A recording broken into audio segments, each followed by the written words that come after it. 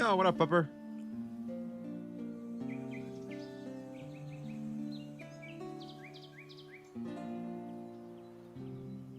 Oh, it is. It worked. Yippee. All right. Give me a sec, YouTube. Let me just... Or I guess they fixed it since. Yippee. All right, YouTube Studio, please. Thank you. Let me change the thumbnail and stuff real quick.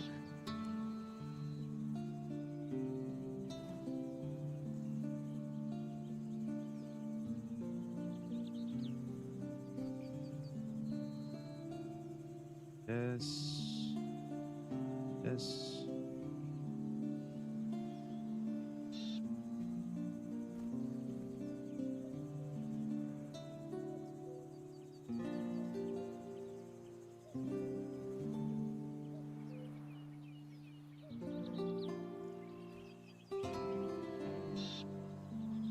Do it, huh? Close these. Good. Alright, let's open up this. And this, actually.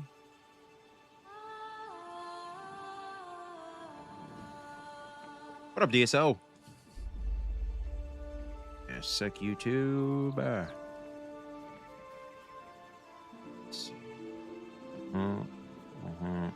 Sign in with Google. Yeah. Oh, chat. There we go. Now we should be good. Yo, what up, Zed?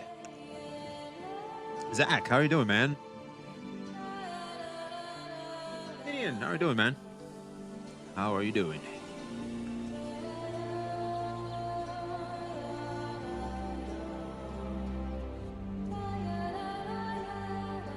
Yo, what up, Nick? How you doing?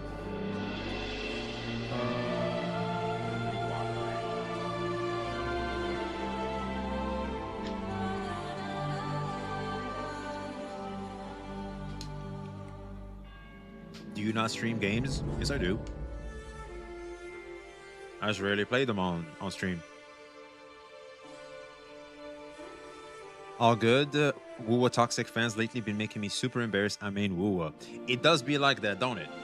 The degree of just you knowing that when you say something, people are going to immediately associate you with a toxic faction that you just like, I do not want... We do not claim them ninjas. But unfortunately, just because you played the same game, there's a direct comparison between the two. So, yeah. What are we doing today? Well, first of all, we gotta pull on Rin because my boy Happy is like, you gotta pull on Rin. So we're gonna hop on the Honkai Star Rail real quick. Get Nosaka Rin, I think her name is Nosaka Rin, and then I was thinking of playing some WUWA, but I haven't recorded anything yet, so we can do some videos together, which is kind of the format I want to go back to, which I think I will be going back to soon because I'm gonna have to be changing places again, and apparently it was due to me being noisy because the people I live with are too demanding in terms of noise, even though they're hypocrites because they're noisy them damn selves. Well, I have loud vocal cords, so apparently that's a big issue for them. I'm like, okay, fine, whatever. But you know what I was doing for y'all, I wasn't streaming. I wasn't streaming for y'all because I know when I stream, I can be even louder. But since we're going to be playing it like that, all right, fine. I'll just go back to streaming. Fuck it. They don't know the sacrifice I was making. God damn, it's dead skin, man. Jesus Christ. I started playing SSR 2 and I got a Himeko early. Based. GG's. I still gotta play it, to be honest. Saw your vid on the Saint and NTE copying WUWA, and it really did on a number on liking WUWA. I don't think so, to be honest with you. To me, personally, it's like... it's why I made sure that one of the first things people see when they see that video is one of the later parts when I go, I don't think these are real WUWA fans. I think these are like a bunch of fake ass fans that just utilize Withering Waves and the tribalistic nature that goes with these games. They use it to fulfill their own lackings in life, which is to get validation online and stuff like that. But they're not real fans, and I think you cannot consider them real fans.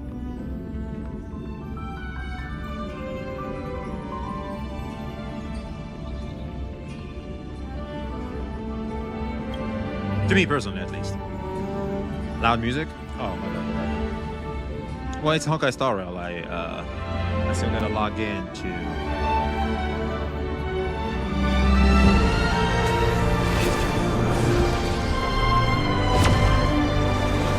Game audio? Yeah, I'm logging in. I was gonna get out of the goddamn intro menu. What was it? Snap. Alright, hold on. Let me just push this in. Game time. Alright, there we go. Alright, so we go here. This should be good. We should be good now. How's the game audio now, chat? Is it good? We good? I think it should be good. Oh yeah, they did add saber. Oh yeah, we got Gilgamesh now. We got freaking Gilgamesh. We still can't jump in Honkai Star Rail, bro. I'm not gonna lie, I was clicking the space button. Not a little quiet, but it's way better now. All right, I think at this level we should be good. Yeah, there it is. Yo, what up, Foresight? How you doing, man? It's Saint though. He grabs the mic and vomit just comes out. If there's some merits to his words, yeah, but the way he says stuff. Messaging is as important as the message, 100%. And I would say when Saint does that stuff, it comes off very performative because we know the guy. That just screams so performative. You know, it's just, I mean, game is game, bro. Like you found. I don't think that's not the best analogy, but considering we're mostly guys, I'm just gonna go for it. You know, when you find the titty that gives milk, you're just gonna keep suckling on that titty until it dries up completely. Saint found the titty and he's just drying it up. He's just getting all the milk. And can you fault him? You know, can you fault someone for squeezing on a titty? Not really.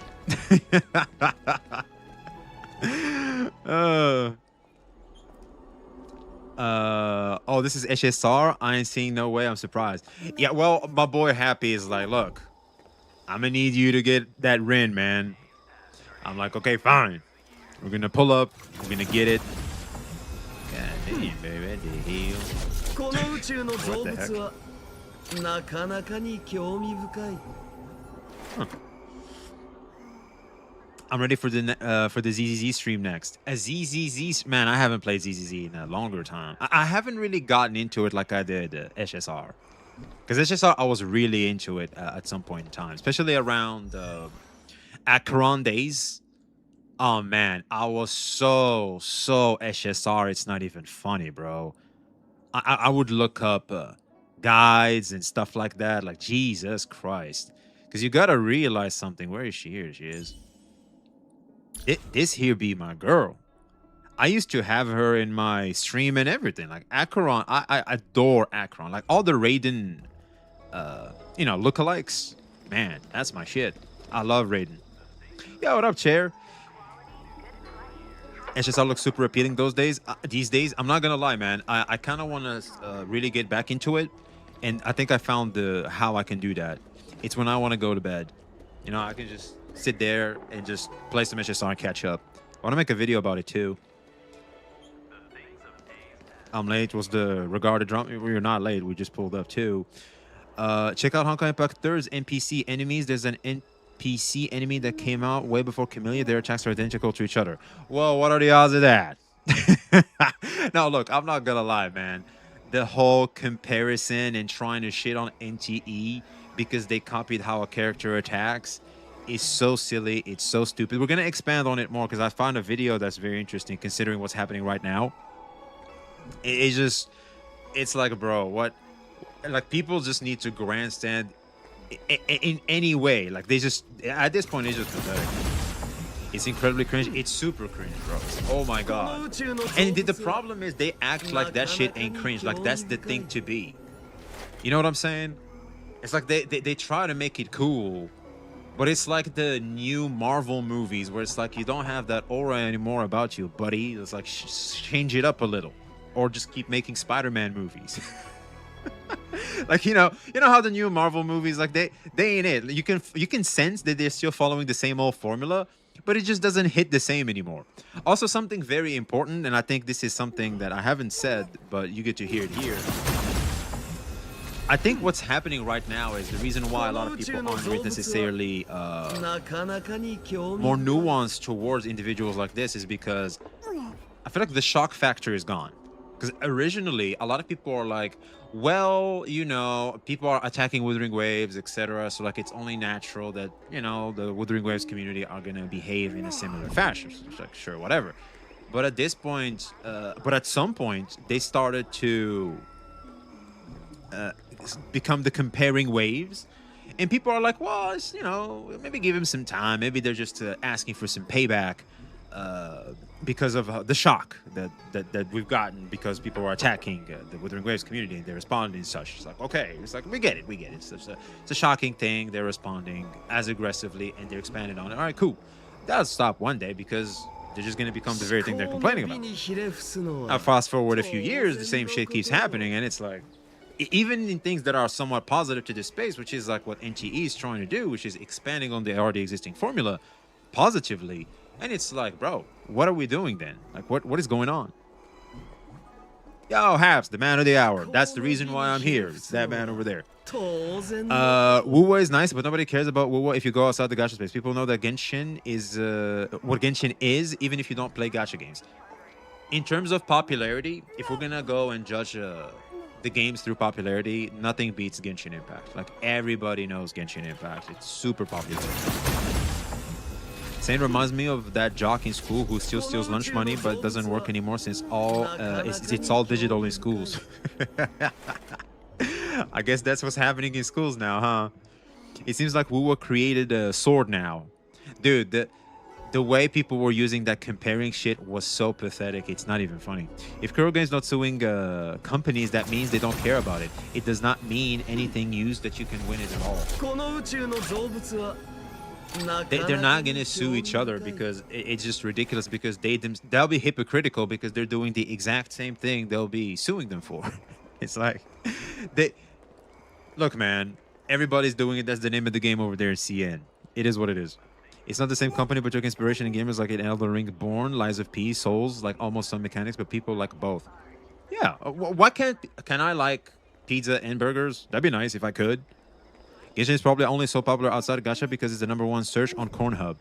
I think that would be Overwatch, but I could be wrong. The thing is, the devs probably talk to each other from each company.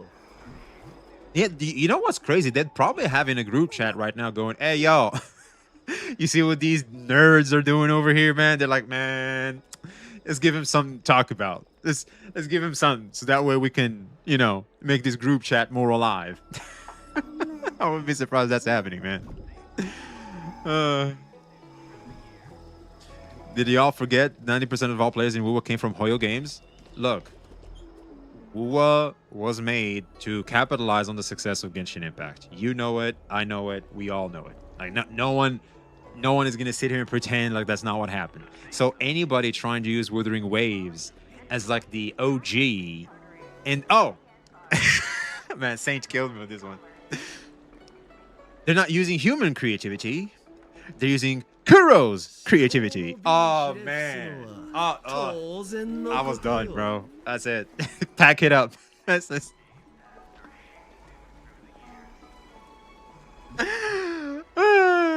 shit was funny, man. That shit was funny. I feel like he reclaimed the #1 Kurobots title at that one moment, because he lost the title multiple times, but I think we have a new champion. He regained his title. but Kuro using AI, so they're not using human creativity.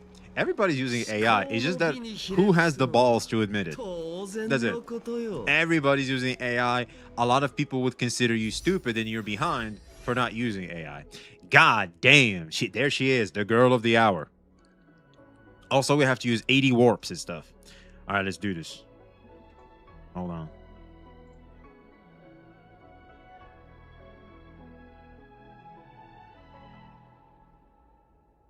Now, I always lose these 50-50s in these Hoyo games because apparently Hoyo has a bone to pick with me. We all know it. We all know it. I just don't play these games as much anymore, and they know that too. And they're making me wanting to play these games back again even harder. But you know what? That's about to change right now with Tosaka Rin. Because my milkshake brings the girls to the yard. That's why. Here, first 10. Don't even need to think about it. Maybe we'll have to think about. Oh, it's dance, dance, dance. I don't know if this is still good or not, but it's dance. I know that light cone is pretty good. God damn. Bro, shouts out to my boy Happy for having like we have like 100 pulls or something. If it wasn't for him, we're screwed. Shouts out to my boy. Jesus Christ. See, this is the part where that 0.1% chance matters a lot. This is where it matters. Because you just can't get no early. Dance, dance, dance is a spectacular support light cone. It still is, because I know it is, but I don't know if it still is.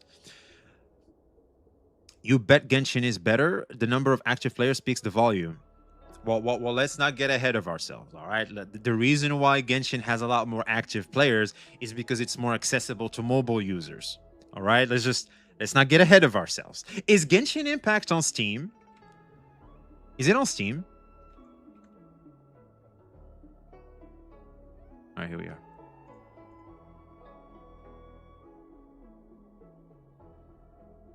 It's not available on Steam. That would have been good data. That would have been some damn good data. It's on Epic Games. All right, Epic Games. Does it have this? Yeah, they don't disclose that at all. They don't disclose that at all. I would not be surprised if they have more active player base. I just wanted to get an idea of the number. But the reality is Genshin Impact will have more active player base because 1, it's more popular, 2, it's more accessible. That's just the reality. It's not because it's a better game than WUWA, because this is kind of the problem where the lines start getting blurred.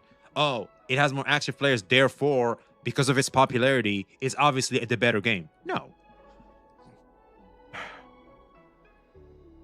I wonder if 3.6 optimization will fix enough to bring in more people. It probably will until, well, it won't bring back people because I don't think 3.6 is hype enough. I think Heishin might, I think 3.7 is going to be the point.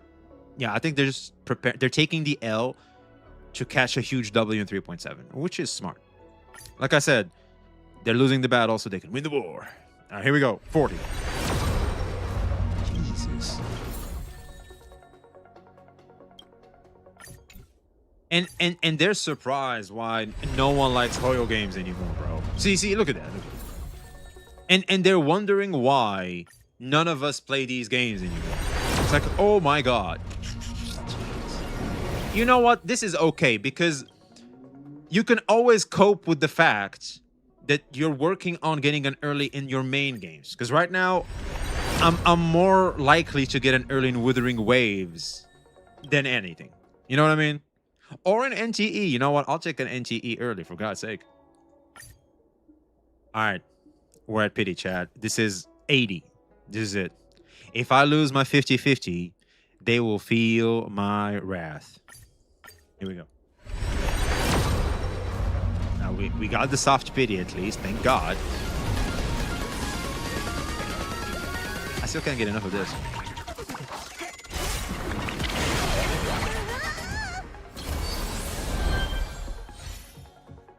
She's a what? She's a what path? What path is she?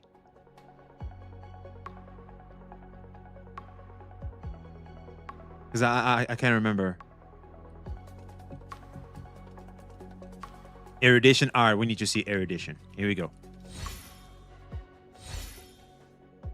Erudition. And if I see Himeko after that, I'm about to crash out. Erudition.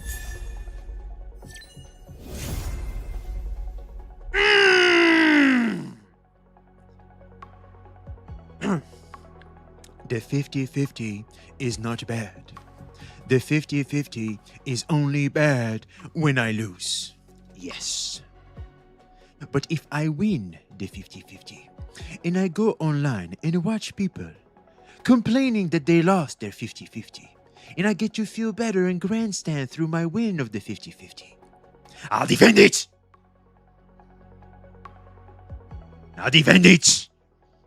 There's nothing wrong with the 50-50. That's right. That's right.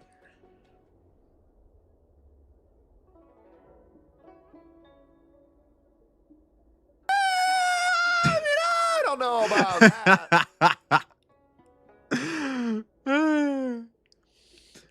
All right, next we have the light cone, chat. Next we have the goddamn light cone. Oh, we got this one. Oh, we get one for free. Claim. Oh, they gave you that husbando feel to it. They gave you that love in deep space light cone. All right. Oh, yeah, it's your birthday. Happy birthday to you. All right, here we go. Where is it? I'm supposed to come here, right? Oh, it's 2 now. Okay. Oh, look at that. That's super cute. All right, here we go. We're just gonna get it quick time. I guess not. It's still 75-25, man. I forgot how painful it is to pull for like a complete package in Honkai Star Rail, bro. Oh my god. This is just painful, bro. This is just painful.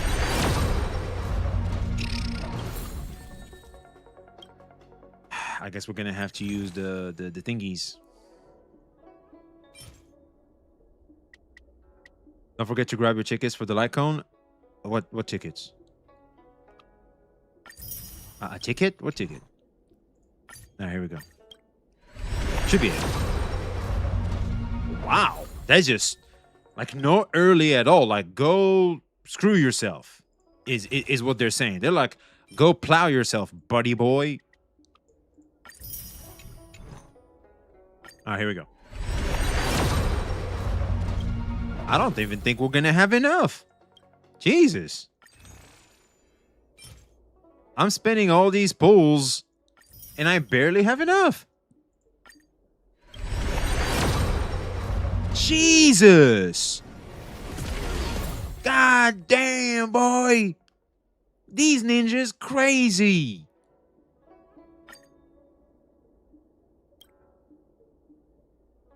Man, we haven't pulled in quite some time, huh? How many was that? I think it was like 50. I think we're like 50. Jesus. They cock blocked us. God damn, baby, what the hell? Hey, super name, baby, what the hell, baby? Hey, super name. 80, I think? No, that wasn't 80. In the light cone, that wasn't 80 at all. No way it was 80. Well, snap, Reno. All right, so we have probably the most hated parts in every gacha player's feel. Sorry, I don't even know what the fuck that was. This has got to be the worst feeling a gacha player can have in a gacha game. When you're down bad, so bad, you have to resort to these pathetic single pulls in just the hopes of getting something. You know, everybody knows what I'm talking about. We've all been here. Let's not pretend you guys haven't been here too. And you just have to do these single.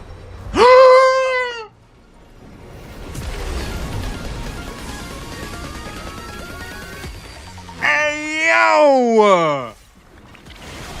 Hey yo! 75, 75?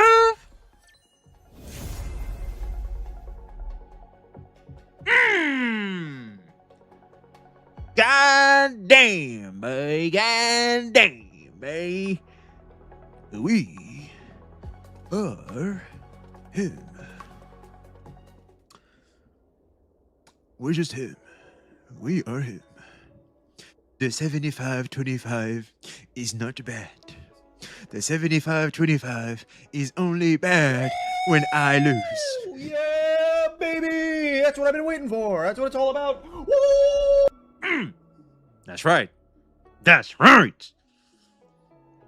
We just win them. We just win them. Now hold on, let me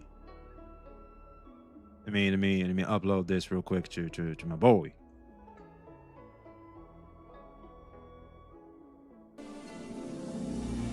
All right, Habs, I hope. Thank you very much, by the way, Habs. Shouts out to you, my boy. We gotta get on with the show. So if you want to play with HSR, have at it, brother. All right, so I'm gonna start playing at night. To be honest, I really miss the game. Right, I have to go to recordings. Got it.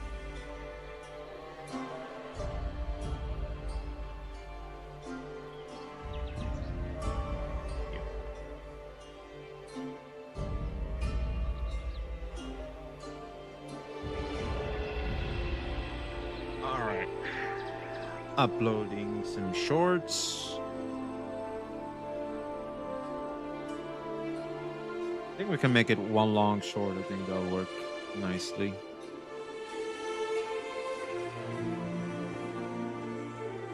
Damn, here I'm basing on your chance on pulling the LC, and here you go. You are YOLOing a single pull. Hey, man, look. I just had to do what every gacha player do. Sometimes you win them. Most of the time you lose them. And on the other side of the world is a broke soul losing the 50-50 and 75-25. Yes. It's like I said. The 50-50 is not bad. The 50-50 is only bad when I lose. But if I win the 50-50 and I see the broke soul losing the 50-50 and 75-25, I'll defend it because I get to feel better about myself. Yo, TGV, how you doing, man? They ruined Marin Tosaka from Fate? They did? How? She looks good to me. No, I'll be honest, I gotta play it tonight. Alexis, man, how you doing? Cold subs. Hey, my boys. How you guys doing, man? Goddamn, baby. So good to see you guys. All right, I think I wanted to do this and this. I guess we can do 3 shorts and then do the long forms. All right, look alive, chat. This is funny to me. This was funny to me. This is kind of pre-washed, but god damn, it was so funny. I was like, you know what? So this is what is happening within Kuro Games. This is what the developer talking about the CEO. Well, sorry. This is what's happening in Wuthering Waves headquarters. This is the developers talking to the CEO and other people in the company. Watch this. As you all know, over the past few months, I have been rebuilding the game engine and reworking it from scratch. That's right. I did not know that. That sounds expensive. Yes. Yes, very much so. Yes. Go on. So I saw some comments from the player base that they're dissatisfied with the level of skin textures in the game. Really? Like, I haven't seen these comments. Yes, it was a comment on a YouTube thread. A single comment. That's right. Yes. So I got to work designing. Your comments matter. You never know who's looking at them. Like, comment, subscribe. Researching, and reimagining, and I think I've found a solution. Uh-oh. Okay. Holy shit. That looks so photorealistic. Oh. Who the f is that? Oh, it's just a random NPC from Hollywood. Holy. Okay. So my That's just an original NPC? goal was realistic skin textures, but to do that I had to work out skin cells. But for skin cells I had to work out all cells. So I got into atoms, electrons, protons. I even got into the quantum realm and figured out quarks. Did you mean Ant-Man? I was going to get into string theory, but I thought that might just be a little bit too much. You You think? think this might be a little bit too much, Delvin? I don't know. Yeah, but it did allow me to work on mitochondria, and as we know, mitochondria are the powerhouse of the cell, and we don't want powerless cells, because what are we making? Dead cells? Oh, that sells the game. What? Right. What are we making? Dead cells?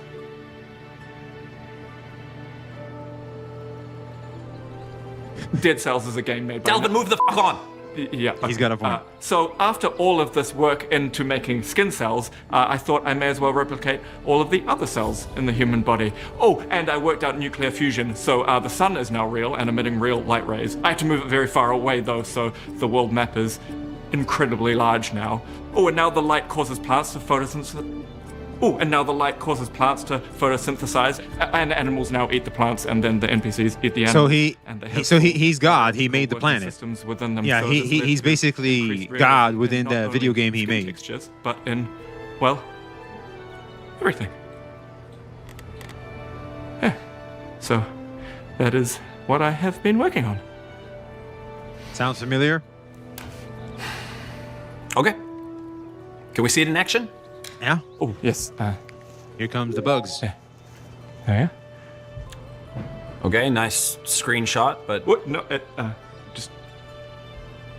There it is. Is that another screenshot? No, this is on live servers. I will admit that there is some optimization issues. But...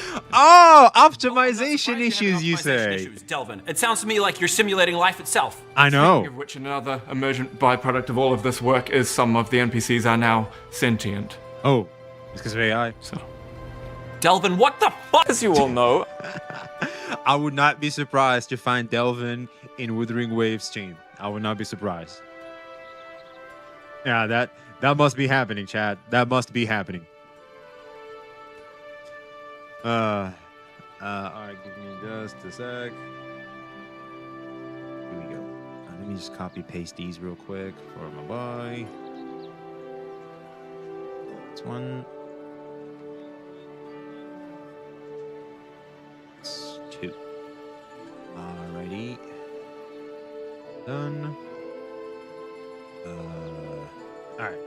I think we good now. Is WUWA worth trying this late? Yes. Don't even think about it. Just WUWA is a video game that you can play for free that's super, super good, especially if you're not interested in the live service model, especially, oh man, you can just play. You can just have some good time. All the gachas, I would say, Genshin, WUWA, SSR, like all of them, especially if you're not interested in the live service model, they're good free to play. They're free, bro. You can just play them for free, have fun, and drop them like a hot potato. You have Yo, Lynn! Hey, 21 months. Just here for the Witcher music. Hey, I got you, man. I got you. Yo, Pixel Tree, how you been, man? Pumping out the content recently. How's things? Good. I gotta move again, which is freaking annoying. Bro, I lied to you. I'm not. Life has been such a prick, and I just have to keep doing it. How long have I been complaining about this shit, Chad? How long have I been complaining? Every time I sit my ass down, I have to move again. It's like, can I sit? You know when you sit down, the spot you were sitting on becomes hot. I can't even heat my spot. That shit remains cold. I come back, I come here, I leave. That shit's still cold. I don't even sit around too long. Why do you have to move so much? Well, basically, so actually, I never told you guys, but the place before this, the guys that were sub renting basically, and they were threatening me and stuff. Believe it or not, they were trying to threaten me and everything. And you know what's funny?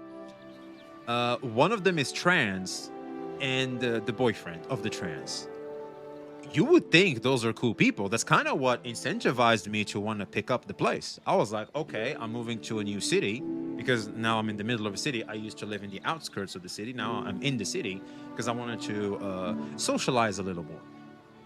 And so I was like, these might be the best people I can live with because they get to show me around a bit, etc. They're cool people, right? They're obviously open-minded,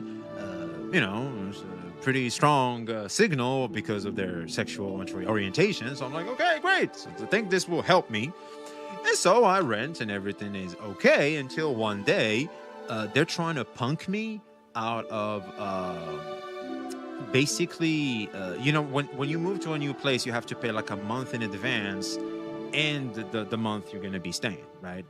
That's typically how it goes. So you basically pay double. So, but the second, the advanced payment is something you can get back when you're moving away. But when you're moving away, the reason why they take that money is because if you caused any damage to the place, etc., they get to deduct the amount needed for the fixes before you leave, which is completely fair. Now, they tried to punk me because I lied to you. I'm not, Chad. I wish I was. I wouldn't do the dishes early enough. Yeah. And here's the thing. I just use plates. I don't even use like the big stuff. I just use plates. So I use plates and they're like, we have to wash after you. I'm like, no, you don't have to. I'm a grown man. I could do my dishes. It's just that after I eat, the last thing I want to do is wash them damn dishes. That's why I typically leave them around here. You must have noticed it in videos where when I had the table here, you would see my plates. The reason why is because after I eat, I'm kind of lazy. So they found that as an excuse to try and come at me and say that, first of all, I have to leave the place. They're trying to kick me out. And second, you're not getting back like $250 because I paid only half. They were cool about that. They was like, you're only going to pay half of the rent that you would be paying, which helps a lot in transitioning. We're going to punk you on like $250 for you not washing the dishes. I'm like, no, that's a little crazy. And so there was a lot of back and forth, and all of a sudden the guy, the boyfriend of the trans girl, he starts like trying to punk me and tries to threaten me, tries to pretend he has a gun and everything. I even have a video. I wish I could show you guys, like 10 minutes long, of just me talking to them, because I have to get video evidence of them being very aggressive, because unfortunately I'm an immigrant here, and because I'm an immigrant, I'm a bit debuffed in the face of, you know, if the authorities have to intervene. I'm the guest here, and guests aren't typically going to be advantaged. So I was doing, you know, some videos in case need be, if the authorities have to intervene, which I thought that might happen. I have at least some proof that here you go, I'm not like being a douchebag. This is what's happening. And so yeah, it was that. I managed to navigate it, thankfully. I'm a more calm, not confrontational person. Preferably, I like to navigate confrontations better, because I do think violence is stupid, especially for us adults, because we're grown individuals and we can navigate our emotions and be disciplined, and especially in terms of dumb shit, because I understood what they were trying to do. So I was like, look, for the dishes and the disrespect, because apparently you guys are gangster, fake ass gangsters, by the way, here's $50. I'll let you guys have $50 and I'll be out of your hair in the end of the month. And it was like, great. And then we had they had cats which had fleas. They weren't even taking care of their cats better. They're smoking weed. It smells like weed all the time. So I was like, fuck it, I gotta leave anyway. So I leave, I come here. The problem with here, this is cool. This is a cool place. I love this place. The problem is the people that live here are very, very picky about noise, and I have strong vocal cords, so I adapted to them as much as I even stopped streaming just to make sure to not be as noisy, because when I stream I can be very noisy for a longer period of time. And the hypocrisy of them is these guys, there's like a balcony here, like right on my right to the window. They come literally right here, start smoking and talking and laughing and everything to my ears. So I'm like, what? So I'm noisy and you guys are not? It's like, what's this hypocrisy? So anyway, I'm dealing with some hypocrites in terms of noise and stuff. I think they just don't like me. I live with a girl and a guy. I think the girl hates me. I think it could be a stereotype of she's Argentinian, and apparently they're racist towards people of brown color. I'm hearing that's a classic thing for Argentinians. I could be wrong, but she just doesn't like me initially. Like I haven't even interacted with the girl. She doesn't like me. She just doesn't like me for some reason. I asked the guy about it. I'm like, did I do something? Like, what's going on? She's like, she's just not comfortable around you. And I'm like, why? Because what? I just spawned. What the hell? And after doing some digging, especially around the World Cup, I started hearing about what Argentinians are, you know, kind of like the culture over there. And I was like, oh, so I guess that's why. She Argentinian, yeah, they're racist. Kinda, yeah. I think that's why. She's not racist. Like, she doesn't mean me any harm. It's just that she's like, I don't know about you. You know, like, she's not a bad person. She's just, yeah, because she was well, basically conditioned through the culture she spawned in. So, yeah. So I just got the talk today, actually, surprisingly today, that I should be moving soon. I have like 2 months. I'm already looking for a new place. I'm gonna try and get a studio this time. I'm tired of roommates. Like, I've had shitty episode after shitty episode. I'm gonna have to tighten up some more, and I'm gonna have to rent a place for myself. Because the thing is, I'm trying to save some money. I gotta change countries and everything because I gotta continue my studies, and that's proving quite challenging, unfortunately, due to these episodes recurring. Yeah, here I am. That's basically in a nutshell what's been happening. According to her, you are black. That's why she's racist. That sounds more racist. That I don't like you. No, there's not. See, there's tiers to racism. I think when I hear racism, it's like someone is gonna harm you. That's what I feel like racism is. But I don't think that's necessarily the case, because there's tiers to it. I think she has like a tier 3 racism, where she's just not comfortable around people of color. That's it. But racism, like the bad one, is when someone comes after you because of your color. That's true racism. So she's on the free trial? Kinda, yeah. I would say so. Yeah, she's not a premium user of racism. Oh, man. The old woman hitting her broom on the ceiling type of thing. You noisy? I call that cap. I'm not too noisy. It's just that my vocal cords are loud. See, when I speak or when I'm talking on the phone, I can get very loud. Like right now, I'm watching out. I'm watching out to make sure my voice doesn't reach a certain peak. Yeah, I'm just wondering, can black people be racist to other black people? I dare say a lot of black people are racist to black people. I dare say that. In a weird way, because they want other black people to be as racist as they are towards white people, is what I've observed. Even Arab people, I've noticed that with some Arab folk around us too. They're like, I can do harm to white people, but I can't do it to my own people. I'm like, so that's like your line or something? It's like, what the fuck? But, yeah, that's happening. No racism is when you think the other color is lower than your color. That is definition of racism, bro. Correct your definition. No, I'm saying that's not a... Okay, so I might sound like a little insensitive, but I don't think that's a big deal. You know what I mean? It's like, okay, you think lower of me or something. I don't care. Because people are going to think low of you regardless of your color. It's like, it can be anything. Oh, you play Genshin Impact. I think low of you. Isn't that what we see literally in a gacha space about video games that sell anime girls? Like, bro, like people are gonna find a way to think low of you. Like the fact that it's skin color, like it doesn't matter. Like that's just another way of people using an element to try and grandstand on others.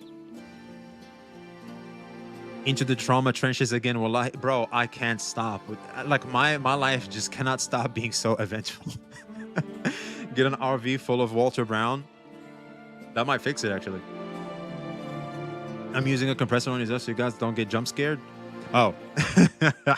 You don't know racism until you've seen how racist every other race is. True. Every race has racism. Every one of them has it. Man, living on a small multicultural island if an American came here, they would call all of us racist since we just enjoy talking shit to another and don't care. Exactly. See, a lot of people can be racist where no one makes a big deal out of it. Because here's the thing, that's like I said, true racism to me is when someone harms you due to just you being different. You know, that classic human bullshit of humans hate the alien. We see something different than us. The odd, we just gotta go attack it and kill it. That's bad racism. That's what I think when I hear racism bad. That's what I think. But he's brown, so therefore he's like, I don't know about that. Ow, that's Vinto. Yeah, that's him. I don't know about that. It's like whatever. I don't care. Like, sure, whatever.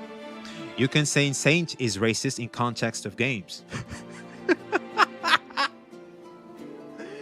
So gacha tribalism is racism now, huh? Ouch. Always put politics in game have ruined the games. Yeah, well, that's a different topic, actually. Racism dies when people stop caring as much. That's the truth. But in modern days, good luck with that. I think that's already happening. I do.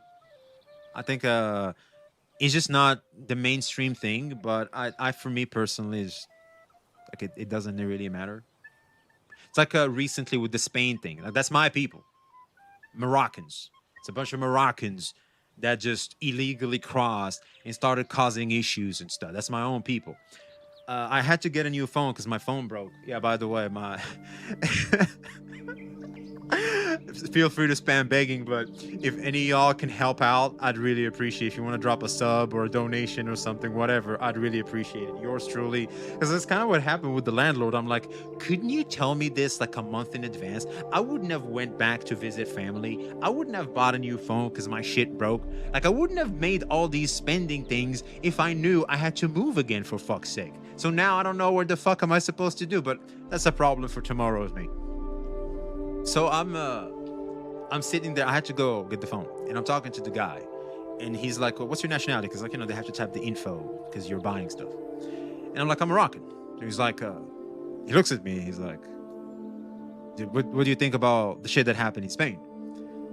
Are you with or against?" I'm like, "What do you think?"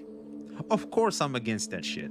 Them ninjas just coming there, causing issues like parasites, trying to have this parasitical relationship towards the country is so weird. Like, it's just weird to me. It's too forceful. That there are ways in which the Spanish government can include you in them. Just you know, do your paperwork, ask for a visa, do it the right way. No, you just force yourself into things because of a culture that we have. I'm aware of this. I think North Africans in general are aware of this.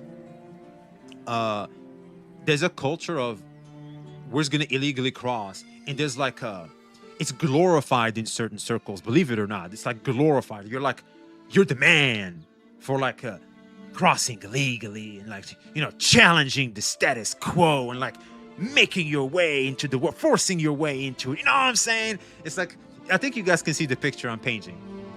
This is very glorified in certain circles, and that just pisses me the fuck off because it's so stupid.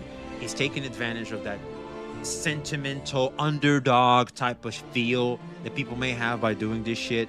And that's obviously, when I looked at the videos and the people talking, shouts out to the people that were snitching on the government. They're like, yeah, they let us in.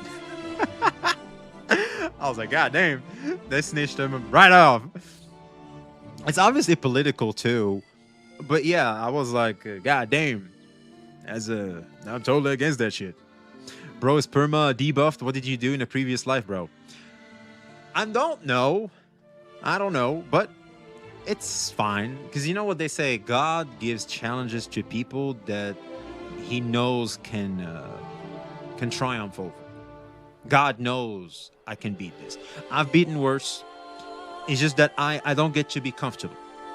That's basically God's message to me. He's basically telling me, hey, no comfort for you, buddy boy. I'm like, okay. Message received. What do you want me to say? Like, hey, it's God's will. What do you want me to do? V, what is a permanent or location would you like NTE to add? I would want them to add a place like Shanghai. I'm not sure, honestly. Wish the world was better? The world cannot be better than... It cannot be like better, like high level, because it will come at the cost of people with agendas. And they're not gonna... They can't allow it. Because the reality is, some people don't realize this, but we have apex humans. See, humans are basically the apex predator in the planet of Earth.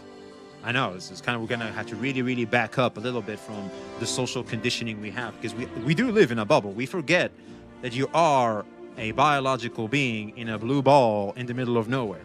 That's kind of our reality, whether we like it or not. That is your reality. And so, because of the ecosystem of the blue ball, there's predators, and there's obviously, you know, the prey.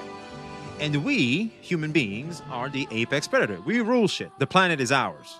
I don't think no one can beat us. But see, within humans, and one thing we have historically have done, is when we are now the apex predator, we have to make sure that we remain the apex predator. So we look around on what could be dangerous to us, and that would be other humans. So I guess through social society and how human society works, we now have what I like to call apex humans. These apex humans are the rich and powerful. They dictate how society is, and through the social conforming of society and the safety it procures, etc., they get to strive and be this the true apex predators of Earth, basically, because they rule over humans, and humans rule over every other creature in the blue ball we're in. So you have the apex humans. So for life to be better for the rest of us, it has to come at the cost of the apex position that they are obviously defending tooth and nail. And, more power to them. What do you want me to say? Simple words, this world is already fucked up, so keep your guard up. An argument can easily be made for that, that's for sure. For some reason, I choose to be neutral on any gacha games. That's the right approach, because ultimately these are fucking video games. What do you want us to say? Simple words, apex predators, hierarchy. Exactly. I hope I make some sense. I know that was a little... Maybe there's maybe a bit of a shock factor there, but that's our reality, whether you like it or not. If they want to rule, let them rule. They're going to die eventually and lose all of that. Yeah, well, in the meantime, just like lions are going to die eventually, in the meantime, they get to be a lion. You know what I mean? We get to be wolves or hyenas, like, the douchebags that came to Spain and shit. Like, you're going to have all kinds of animals that were alike. But the apex, the king of the jungle, they get to be that. You do not get to be a lion. Well, if you're lucky, you get to, but good luck to that. So, yeah. Anyway, going back to games that sell 2D anime baddies. Let me just pause the music here real quick.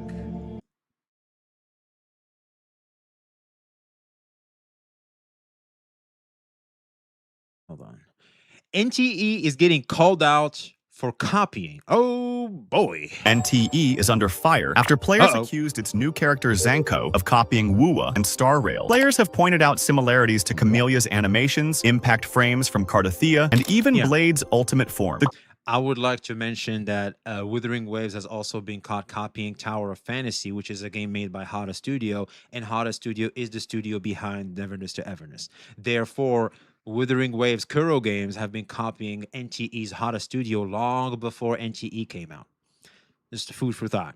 Criticism goes beyond just the animations, with some saying Zanku feels like a collection of random ideas from other games and doesn't really have an identity of her own, making it feel random and somewhat out of place. But others argue Wuthering Waves and Star Rail also take inspiration from anime, other games, and existing media, while some simply say imitation is the best form of flattery and it's not as serious as people make it out to be. Exactly. It is exactly that. Anybody that's trying to make it more than it is a virtue signaling, grandstanding, loser douchebag that needs their dose of validation for the day through using these anime games that sell anime girls to do just that. Isn't that just a sad and pathetic way to live, isn't it? I'm just saying. NTE copying and has to play it anyway. Exactly. Like, who cares? Who cares, man? Jesus. Jesus. All right, hold on. Let me just upload these two.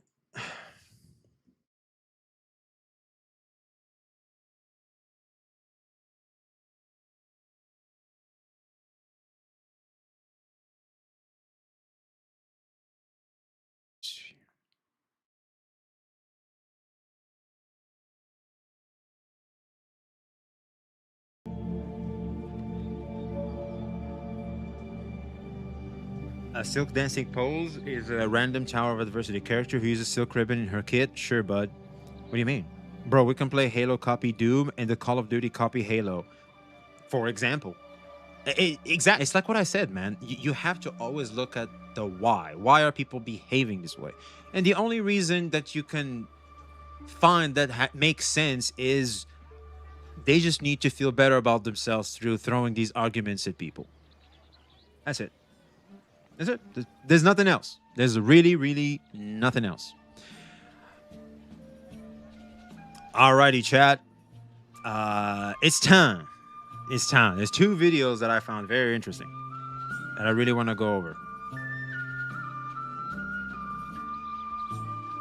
We have Why Are Gacha Players So Weird, which is kind of a follow-up of what happened yesterday, because it has Let's Compare, so I'm assuming it's comparing waves. I think this is a very interesting topic considering what's happening right now. And I also have two.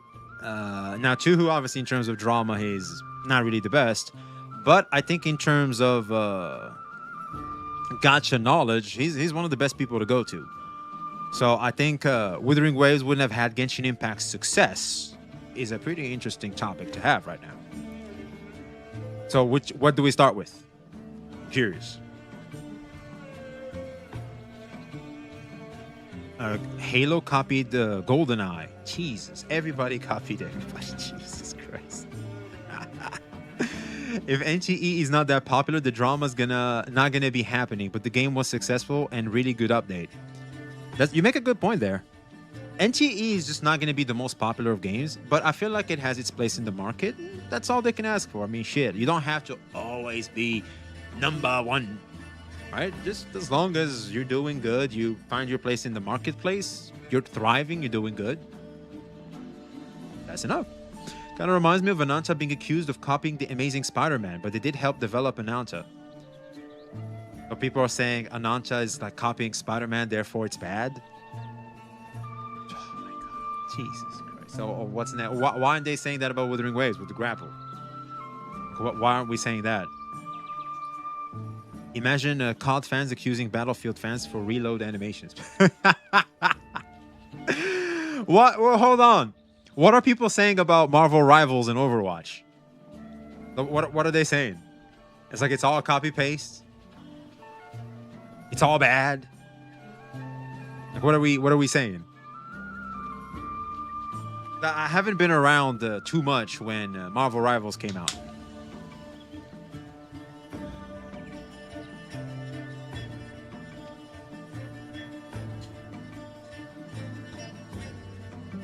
Speaking of less popular games, if anyone quit Enfield because of the factory, don't come back because they're doubling down on that shit. Jesus. Well, rip for me.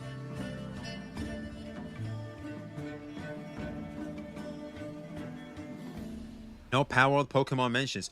True. Well, I think that's a conversation that's long gone. I think everybody's done. Everybody knows. We don't care. Imagine being an artist that has zero inspiration. I can't imagine how dog shit their creativity would be. You make a good point. I think inspiration is incredibly important to creativity because sometimes you just need that spark and you go from there. And that's inspiration. How about Pokemon and Power? I know. Overwatch and Rivals, I think we know the gameplay is similar. Oh, they're basically the same game, really. They're almost the same game.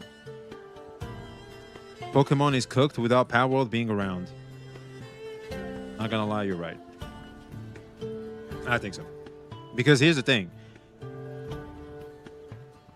Pokemon lost its spark and its magic around Gen 8. Gen 7 could be considered that. But I think it still had like a decent, remains left. We had Ashes. Now the Ashes gone too. Yeah, we're just screwed. I hope Ananta will not mess up with the co-op gameplay. I hope they will take the inspiration from GTA Online. You're totally right. I think Ananta should be the co-op game. The co-op anime game. It should be. Because we don't have that. And we should have that. AKE is just bad on gacha and endgame content for 6 months. They should add all that bullshit in 1.0. Oh, Son Goku, I don't know if you've been around the space too long, but 1.0s typically are always coming out lacking. Genshin Impact was lacking. Wuthering Waves was a buggy mess. NTE also is finally fixing some of that polish. It's always going to be like that, man. It's always going to be like that. Have you ever seen that South Park episode where Butters trying to make a plan with his sidekick keeps telling him The Simpsons did it? Of course I do. That's how I see some people as. You're totally right. Oh my God. Holy base. True.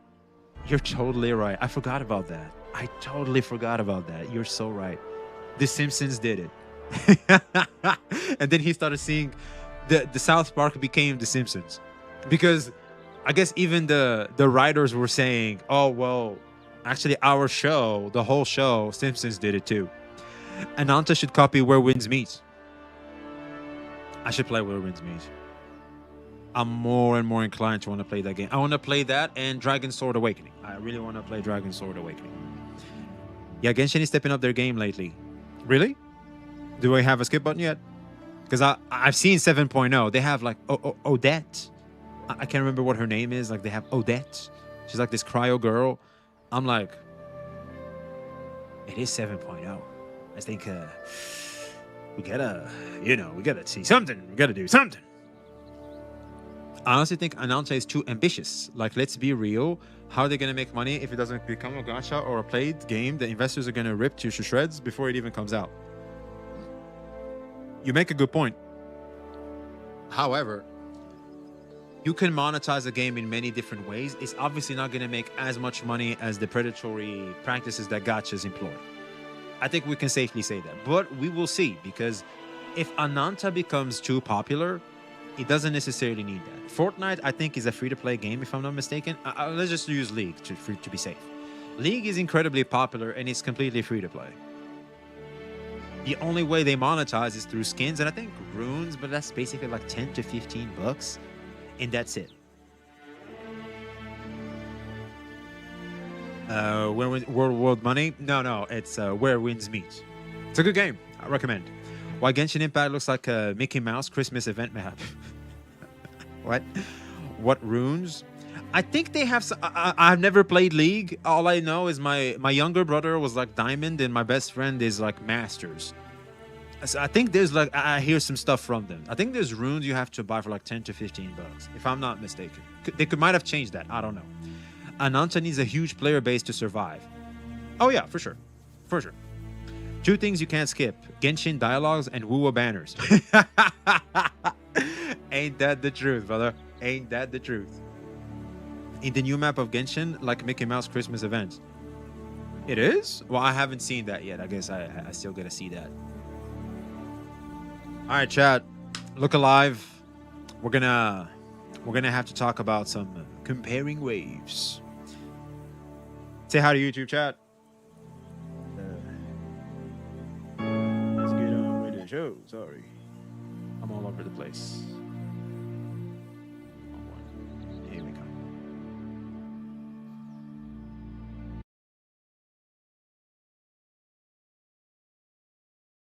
I think it is safe to say that since the inception of Wuthering Waves and what ensued when it comes to the Genshin Impact fanboys coming at Wuthering Waves, because Wuthering Waves clearly draws a lot of inspiration from Genshin Impact, to say the least, I think that may have caused irreparable damage, where Wuthering Waves community has basically been conditioned to always want to compare itself with other games as well, the same way it was, let's just say, grandstanded on from the Genshin Impact fans, the toxic ones. And I think that has yet to subside, and I feel like it's getting worse because this is just my tinfoil hat theory that makes the most sense. It's because we have a bunch of people that are lost, or let's just say need to compensate for some things in their lives, and they use this tribalism that's happening within the space to basically have a means to grandstand on others that may or may not have to share the same values as they do, which is my video game that sells anime girls is better than your video game that sells anime girls. Yes, it is that silly and it is that stupid, and this is the reality for some people within the space. Now, thankfully, kind of like what we're seeing in my channel over here, shouts out to all the support of all you guys have been providing. It means a lot to me. You guys have no idea. I'll talk more into it as soon as I can.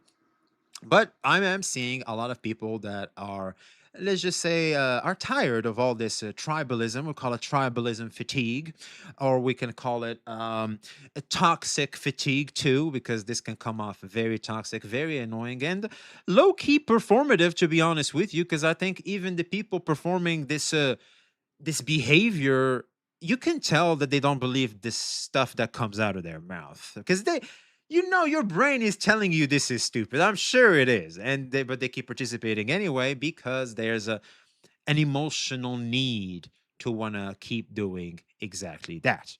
So we have seen that also recently with the NTE copying or getting inspired from Wuthering Waves, Camellia, and Carthathea in certain alt animations, and a lot of people went ballistic crazy in trying to attack the NTE community because of that, or attack NTE as a game, when the reality is it's super blatant that NTE has no shame saying that, yes, we are taking inspiration from all the other games. That's literally what an NTE is showing, like right off the bat. You see elemental reactions. Well, that's obviously Genshin. You see intro, outro skills. That's obviously WUWA. You see the elemental weakness next to the bar. Well, that's clearly SSR. You see the red light of the enemy about to attack. Well, that's clearly ZZZ. It's like, it doesn't take a genius. Like, you guys are just trying to come at the community for some stuff that we're already aware of. We're not stupid. They've been doing that day one, and seeing inspiration of, or kind of like Easter eggs, which I feel like NTE is doing a lot of,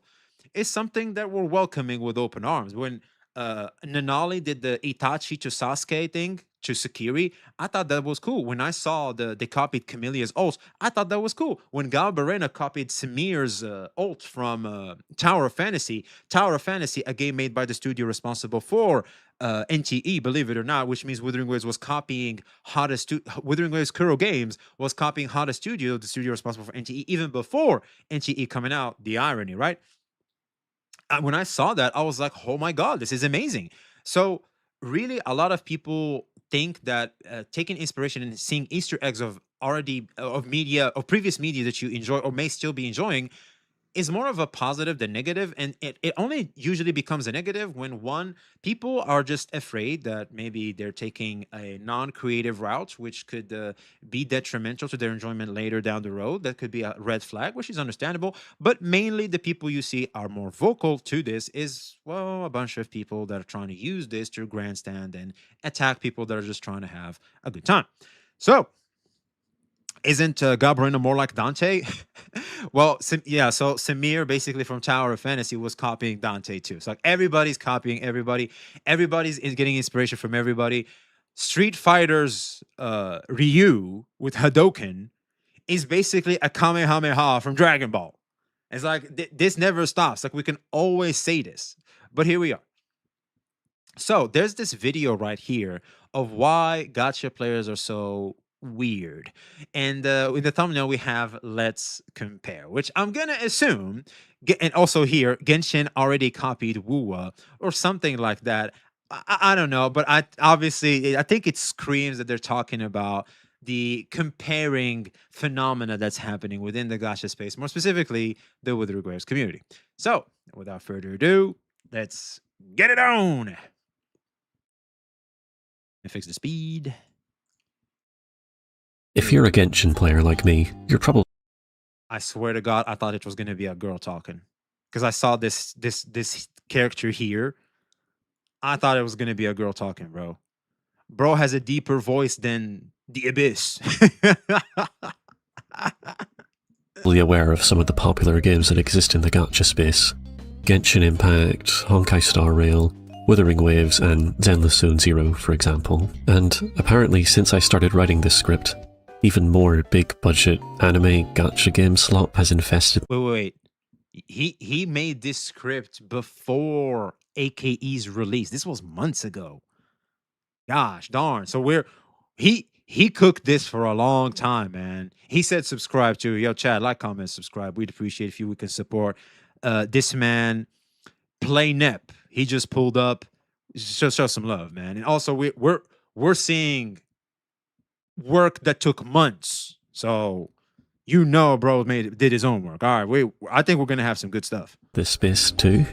These games dominate the gacha gaming market and popular discourse about gacha games, and you may very well play multiple of these games at the same time. Yeah, which I am. I'm playing NTE and Wuthering Waves, and I really want to add Honkai Star to the roster, but it's proving a little tricky. And within that discourse, one of the most incessant behaviours players of these games engage in is to compare them with this narrative of superiority and arrogance. Not based aspects that actually matter, like the game part of the game, or the strength of the character designs, or the narrative pulling you along throughout the game, or the aura of the main character. What? Instead, they compare some of the most petty, insignificant and, quite frankly, ridiculous nonsense like the Whoa. I think that this is an important conversation here. I don't usually discuss these things, but summer skins can actually look like summer skins. Well, I guess there's a difference between the games. So this girl, this is a skin? Because I'm not aware. Because I know this Sitlali. Sitlali is like a waifu. Like, is this a skin of hers? Because it looks like her normal skin. I could be wrong, though.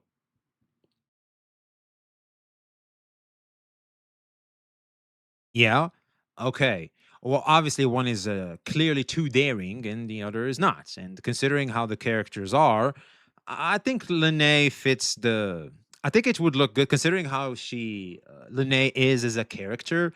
It fits that she would be very, very punky in her summer skin more than Sitlali, which is a little, she's a hag. Well, that too. nonsense like the wishing animation, or whether or not you get a motorcycle in the game, Yes. or if the game has a character sleeping on their side during a specific cutscene. Oh my god. Notice how gacha games copy WUWA and not Genshin. Oh wait. Genshin already copied WUWA. I'm crying. Just stop. Oh my god. I kind of have to believe this one is satire, or We don't care. It's like, yo, chat. Type 1 if you care. Type 2 if you do not give a flying damn. I'll be honest. I do not care. It's like, okay, cool. They're both sleeping in a branch. Okay. Whatever. Am I having a good time? Yes. Okay. Great. else I look like the idiot, don't I? They'll even compare their own comparisons. They will hyper-focus on and cherry-pick developer comments, assume that features in one game would be appropriate in another, cherry-pick irrelevant pieces of information and stretch logic beyond belief, just to further some contrived agenda that I'm sure I can't even conceive the reason behind. And, I mean, these just get weirder and weirder the deeper you go. Like, here's a guy comparing whether or not the anime adaptations of a given gacha game are being made by a separate studio, or through an in-house studio within the company. Like, who actually cares about this? To be clear, I think some amount of comparison between games is important when it comes to discussion. 100%. Freaking, dude, I love this guy. I don't know who this is, but this guy is him. I mean, broadly speaking, understanding what a good game looks like is kind of necessary in order to recognize what a bad game looks like. And you can really only do that by comparing aspects of those games. Like, for example, I can recognize that a game like Fallout 4 has pretty good shooting mechanics, because I've played Fallout New Vegas, which I can compare it to, and as legendary a game as New Vegas is overall, it has bad shooting mechanics, and I can immediately compare these two games because they play relatively similarly and share a franchise and genre. With that said though, and it feels weird that I even need to clarify this, but the I know. number of cynical corporate cash grab collabs in the game, the differences in the motorcycles between the games, the number of limited time events every month, these things don't really matter in the grand scheme of things when it comes to the most important question about a game. Is it fun? Gacha is changing. Gacha space, the gacha community is changing right before our eyes. It is happening. We need more people like him. We do. We need more people like him. Here we go. Freaking yes. The daily process of logging in and playing for a while enjoyable? Quantifying that is a much bigger question that would really require its own separate video, but suffice to say, all of these petty comparisons of insignificant details, taken wildly out of the context of the wider game they're a part of, pales in comparison to the importance of this simple question. Exactly. Is the game fun to play, and what core elements of the game are genuinely impacting that experience, for better or for worse? And for what reason are people even comparing like this in the first place? I mean, I don't even have context for what this post is supposed to mean. Like, this is so... This is photoshopped, right? The bottom picture is photoshopped. There's no way this is real. Is this real? It looks kind of real. Because he's holding Abby and everything. This has got to be photoshopped, right? I don't know. Because I feel like we would have seen it before. Deep in the rabbit hole, and it's esoteric on so many levels as to be utterly meaningless to someone on the outside of this hyper niche discourse. Like, what on earth is bro trying to accomplish here? The sheer how Hoyoverse sends off their male antagonists versus how they send off their female antagonists, but I heard this was a feminist, female-centric, sapphic suffragette company led by woke POC lesbians such as Dawe and Fat Jiao. What the hell is this man talking about? What is this? All right, sure, whatever you say, man. Mental gymnastics at play to form some of these arguments, right? How do you find yourself this deep in the— That shit had 1 million views. I bet it did, actually. I bet it did. Yeah, considering how insane that shit was, yeah. How do you find yourself this deep in the weeds and not realize at some point along the way just how ridiculous you look? Because there's validation that comes from it. Because there's a feel-good feeling that comes from it. They are absorbing something off of it. The fact that it got 1 million views and they had a bunch of people go, yeah, you go, King. Isn't that enough of a reason for a lot? Especially in a society that's now focused more on social media presence than actually being a good individual, to say the least. It's just not go deeper than that. But you see that a lot. Now, obviously some of the most ridiculous stuff is just going to be engagement bait, like, haha, Thank you. I said something absurd and controversial, and now I've manipulated you so that you have no choice but to respond, because I've tricked you into becoming emotional about it all, so I can make monetary gain, or at least feel like I accomplished something today. He knows. He typed it. Isn't social media wonderful? He knows. This guy is him. But then the question becomes, why does this engagement bait work? Why do people engage with this content such that it justifies its own existence? And so what, I hear you ask? It's just stupid video games, right? Making a big Should deal be. out of nothing, looking too deeply into this, bro, it's not that deep. Yeah, I've heard it all before. And you know what? The overwhelming majority of people who actually play these games, as opposed to arguing about them on Twitter, probably don't even notice this nonsense is taking place. But clearly, this is happening enough on a large enough scale that even if all these posts are just engagement bait, enough people are getting emotional about it and engaging with it that we can reasonably assume there is something more going on here that's worth looking into. I love how the number of quote retweets is 666. You know there's satanic powers at play, considering how normalized this type of behavior is on Twitter. Gotta be. That's just the devil making you sane over there on Twitter. You must find the light of God. You must come back to the path of the righteous. What you doing over there with these quote retweets? Yeah, it's bad, man. It's bad. So, that's what I'm going to do.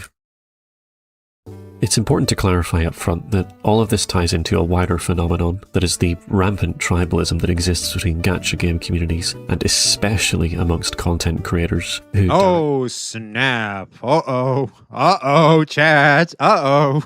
directly benefit from this tribalism. He's saying it. Uh-oh.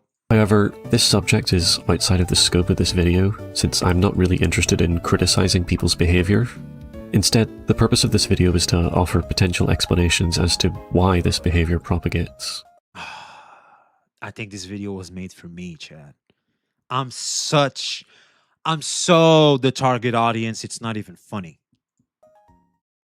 First, we need to establish what kind of game a gacha game is. Gacha games, as the genre title implies, revolve almost entirely around their gacha systems.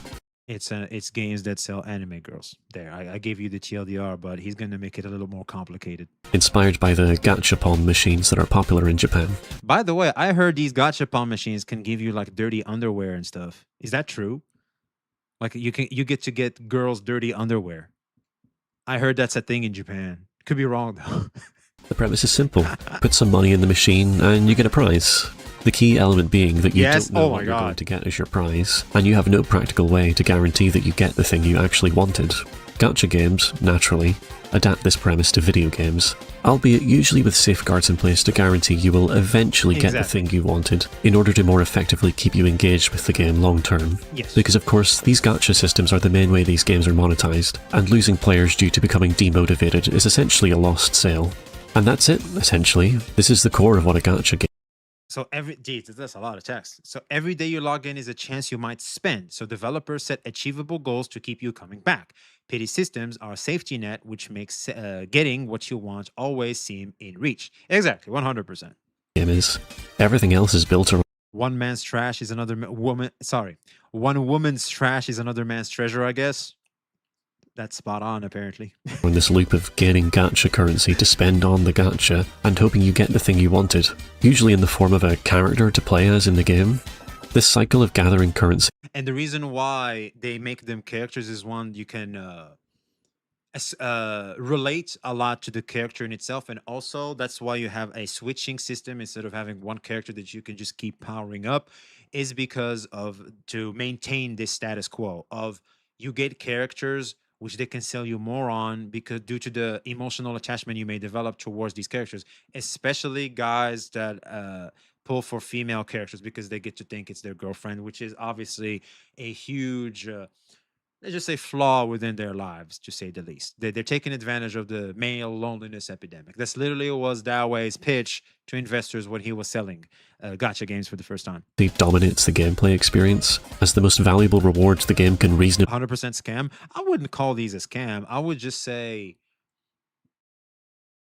if you're not disciplined enough, you can fall into the rabbit hole. But I feel like for the most part, most gacha players are quite disciplined and understand exactly what's what, and they're navigating it accordingly. For the most part, when there's something crazy, when there's something new, we typically hear about it. Like that guy that used all their his and his girlfriend saving for their marriage to spend it on Farina. That stuff was so crazy. We all heard about it, but that's rare. I don't know who followed, but hey, thanks for the follow. Appreciate you. give you has to be the item that is monetized, which is always going to be whatever allows you to pull on the gacha. Of course, this currency needs to be time-gated in some way so that you can't earn too much too quickly, without spending real-world money, of course. Of course. You might have noticed that I haven't mentioned anything to do with You have a problem? Throw money at it. And we should always allow people to be able to do that. the parts of these games that you play, like the combat or the narrative or whatever. We'll get to that a bit later. So, you play your chosen gacha game, or games, plural, every day, and maybe spend some money along the way, and if the game successfully hooks you, this process might extend long term. Players will spend countless hours, days, weeks, months, maybe years playing these games. I have. Type 1 if you've been playing a gacha game for years. Type 2 if you've never surpassed a year. I'll be honest, I've played Genshin Impact for like 3 years. Honkai Star probably for 2, or not, if not 3. And actually, again, wait. I played it up until Fontaine. So that's like maybe 4 years. Technically, I played Genshin Impact for 4 years. Honkai Star also probably for 3 years. Because I played it around 3.0. Well, I think I stopped around the end of 2.5. And I've been playing Withering Wave since launch. That was 2024. So I've been playing it for at least 2 years. Yeah. We can easily find ourselves playing these games for years, boy. I mean, that is a huge time and potentially money investment to put into one game. When you have a person that has spent that much of their life playing just this one game, they usually start needing to believe that that time and money spent was worth it. Yes. However, sunk cost fallacy. Because you gotta, because when your pragmatic mind, your pragmatic side starts going, so what are we doing over here, boy? You gotta give a valid excuse that makes sense to yourself. I know it makes people kind of sound schizo, but this is how we are as people. So when you look at that pragmatically, you gotta have good reasons as to why you still behave and participate in, well, the behavior you're doing. And it's through that sunk cost fallacy. It's like, well, I've done all this, and also it allows me to socialize, and allows me to do this and that. You're like, okay, fine. They choose to quantify that. This ties into a psychological phenomenon called sunk cost fallacy, where a course. So you quit Genshin after WUWA was released? No, I quit Genshin around Honkai Star Rail 2.0 because I just noticed that when I was playing my gacha dailies, I was looking forward to playing Honkai Star Rail, but I wasn't looking forward to playing Genshin. It felt like a chore, and it felt like that for a long time. And especially what irritated the hell out of me was the weekly bosses materials. Their solution was you have to get dream solvents, and that's also RNG. And that pissed me off so much that they weren't fixing that beyond belief, that I was like, evil has won. I'm sticking to my 2D anime baddies in Honkai Star Rail, but not Genshin Impact anymore. And then Wuthering Waves came out, which was the final nail in the coffin. Though I'm not gonna lie, I do long for playing Genshin Impact again. If they were only to give me a skip button, like I don't mind it being mechanically lesser than Wuthering Waves. But if I were to have a skip button, because I'm really interested in the story, I feel like this is the big thing Genshin Impact sells you on. It's the story. I am invested. I want to see it through the end, but a skip button would be nice to, you know, go through the pages of the story that they're selling you on. Because for the most part, there's a lot of filler going on. So yeah, that's basically my story of how quick Genshin. Of action no longer makes any logical sense to continue pursuing, but because you fallacy, however they choose to quantify that. This ties into a psychological phenomenon called sunk cost fallacy, where a course of action no longer makes any logical sense to continue pursuing, but because you've spent all these resources. I love how this is where the bone is. You see it? But the dog missed it so hard. But I'm so deep already, I can't stop now. So you keep going down, but the bone was right here. It's like, you're just doing this for nothing, bro. It's like, you just come on up and try somewhere else. Pursuing it already, to abandon it would cause psychological distress, because it would mean those resources were wasted. So, even though it's illogical, you continue to pursue that course of action, usually while making up ad hoc reasons to justify why you're pursuing this illogical course of action, which is probably a large part of why we see this exact behaviour. Players constantly bicker between games, not because they want to convince each other to actually play their preferred game, or out of any particular love for their game, but to justify to themselves that they've made the right decision in their This guy. Yes, 100%. Confirmation bias is a very, very present thing within this space. It is. We all know it. People come to videos, people go to threads, etc., just to see if they are having the popular opinion, if their opinion is something other people share too. I've spoken about this recently. I don't know if you guys have caught on to that, but this is very important to our development as individuals, because when you see that people share the same opinion as you, you're more secure and comfortable voicing your opinion, because you're like, well, I'm not crazy. I do think the same way a lot of people think, so I'm good, which is very important to how you're perceived socially. And whether we like it or not, it's important to us as a species of how we appear socially, because it's a survival mechanism. Choice of game for the sake of protecting themselves psychologically. This is probably one of the primary reasons that forms this culture of gacha tribalism, this us versus them mentality that leads people to this utter insanity of a never-ending and completely pointless conflict. Because it's simpler. People love to have enemies. It simplifies navigating life. Nuance is incredibly difficult for people. It is. It just is. Black or white is a lot more easier. Having this mindset of black or white makes life so much simpler. But unfortunately, that's just not how society, more specifically life, works. That we live in a gray world. There's good, there's bad. There's evil, just like there's altruism and stuff like that. There's all kinds of things. So obviously, you cannot put life in one box or in which extreme. It's obviously somewhere in the middle. And depending on who you ask, is going to have a different shade of gray. People don't want to do that. It's just too complicated for them. That's why a lot of people say life is complicated. They just like to simplify life for themselves by, well, making an enemy out of things that don't make sense to be enemies in the first place, but here we are. They have a need to believe that their time and money was well invested because they devoted so much of it to this one game. And let's face a harsh truth, gacha games as video games are really not that great. Like, I love Genshin, it's by far one of my favourite games, but I can't deny the reality that, in the grand scheme of things, it's a 7 out of 10 game. Ooh, Genezad would be proud. Genezad would be I know Genezad looking at this going right now. This should be something, man, me something. Therefore, these games that demand so much of your time and money being relatively mediocre games makes the player so much more likely to begin questioning whether their time and money was well invested, because they're actually quite quickly going to start hitting the point where they aren't having fun anymore, which is what kickstarts this process of needing to justify that investment, leading to our phenomenon of comparing. Here's what's funny to me. I think asking if it was smart to invest in this character makes more sense. That is it smart for me having invested in this game? Because investing in a game means you've enjoyed it, and that is your perspective, and it's never wrong for you to invest in some things you enjoy, as long as they're not harmful, of course. So it's like, why do we need to have confirmation bias for that?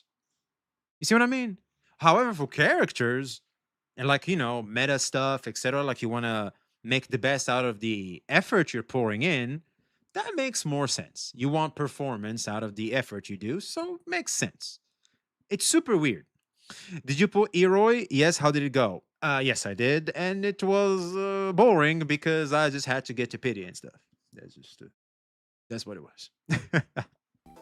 I hope it's very obvious that this is a very toxic relationship to have with a game, but if it isn't, let me explain. If you have a constant need to justify to yourself and to other people why you like something, the sad reality is that you probably don't actually like it very much. Ooh, he makes a decent point here. You should be able to appreciate and accept the thing for all of its flaws and virtues, rather than deflect them by directing other people's attention to a completely different thing. Having this healthy So it's goalpost shifting, right? Is that what that is? Shifting the goalpost?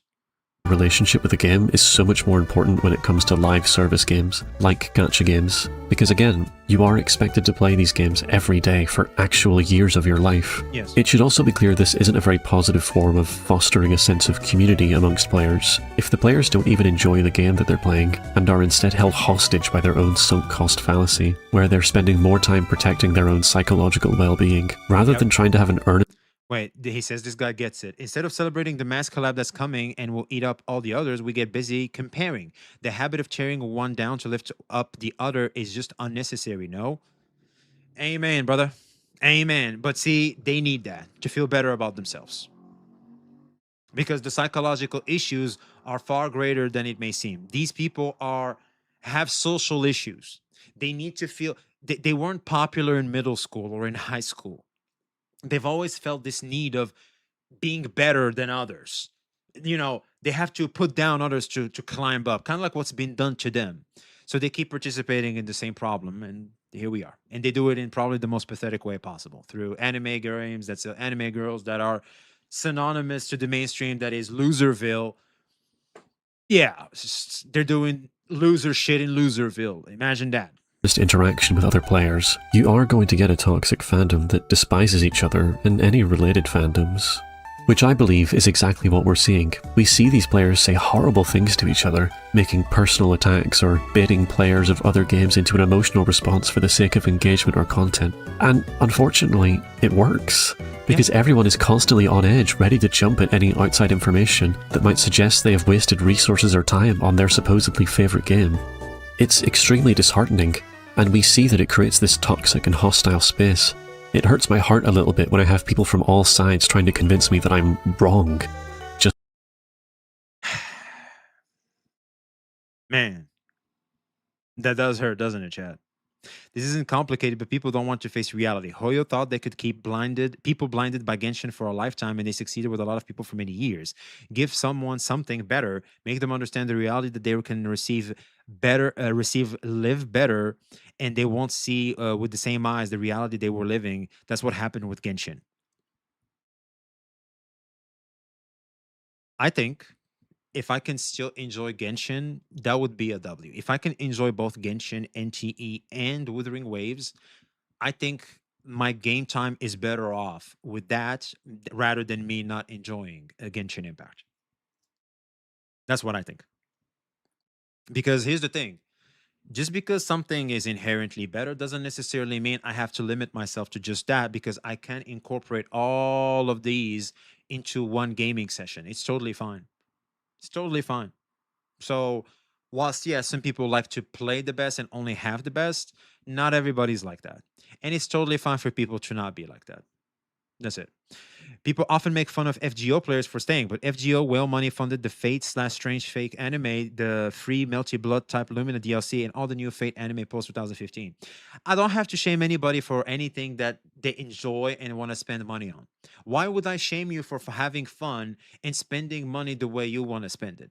Maybe it's not the smartest way to spend money, but if you have that level of spending money, more power to you. I obviously cannot have the same perspective as you do because I do not have the same luxury as you do. And as someone who never had that luxury of having a lot of spending money, I can't necessarily judge you. I can't. People always want to play the best, but best always moves to the newer games. Precisely. And here's the thing, just because I play the best doesn't mean I don't have to play the second best or the third best. As long as I have fun somewhere, you will see me. I'm a simple man. All the haters are regards. Gotta keep calling out Saint with his recent non-stop hate.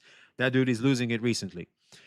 Saint, like I said before, he just keeps applying the same old meta, and that shit just doesn't work anymore. Because as we can see here, I think the space is changing right before our eyes. There's clear tribalistic fatigue. There's clear toxicity fatigue. There's clear this pathetic attempts at grandstanding fatigue. Everybody's tired. Everybody's starting to call it out for what it is. The shock factor is long gone. We all know what's what now, and people are just tired of that stuff. Ignorant ass behavior will always be called out, and there'll come a time where people are just going to be fatigued, regardless of how many times you try to make it cool. You want to have an example of that?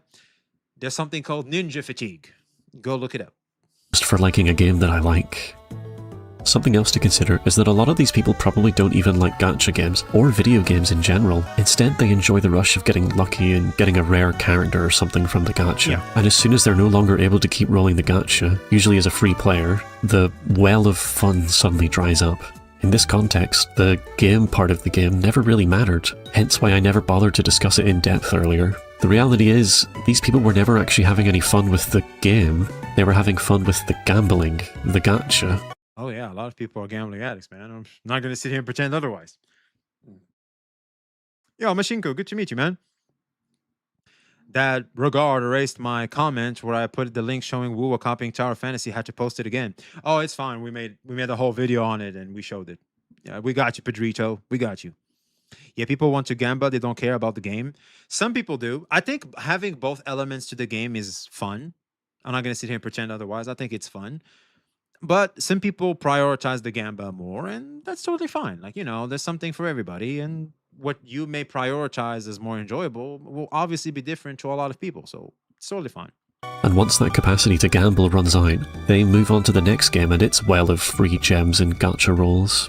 That's kind of people like Vulcan. Vulcan, what he does is that he starts the game, he really, really gets that dopamine hit. He loves the gamba that comes with, the early game, lots of pulls, etc., and then he just stops.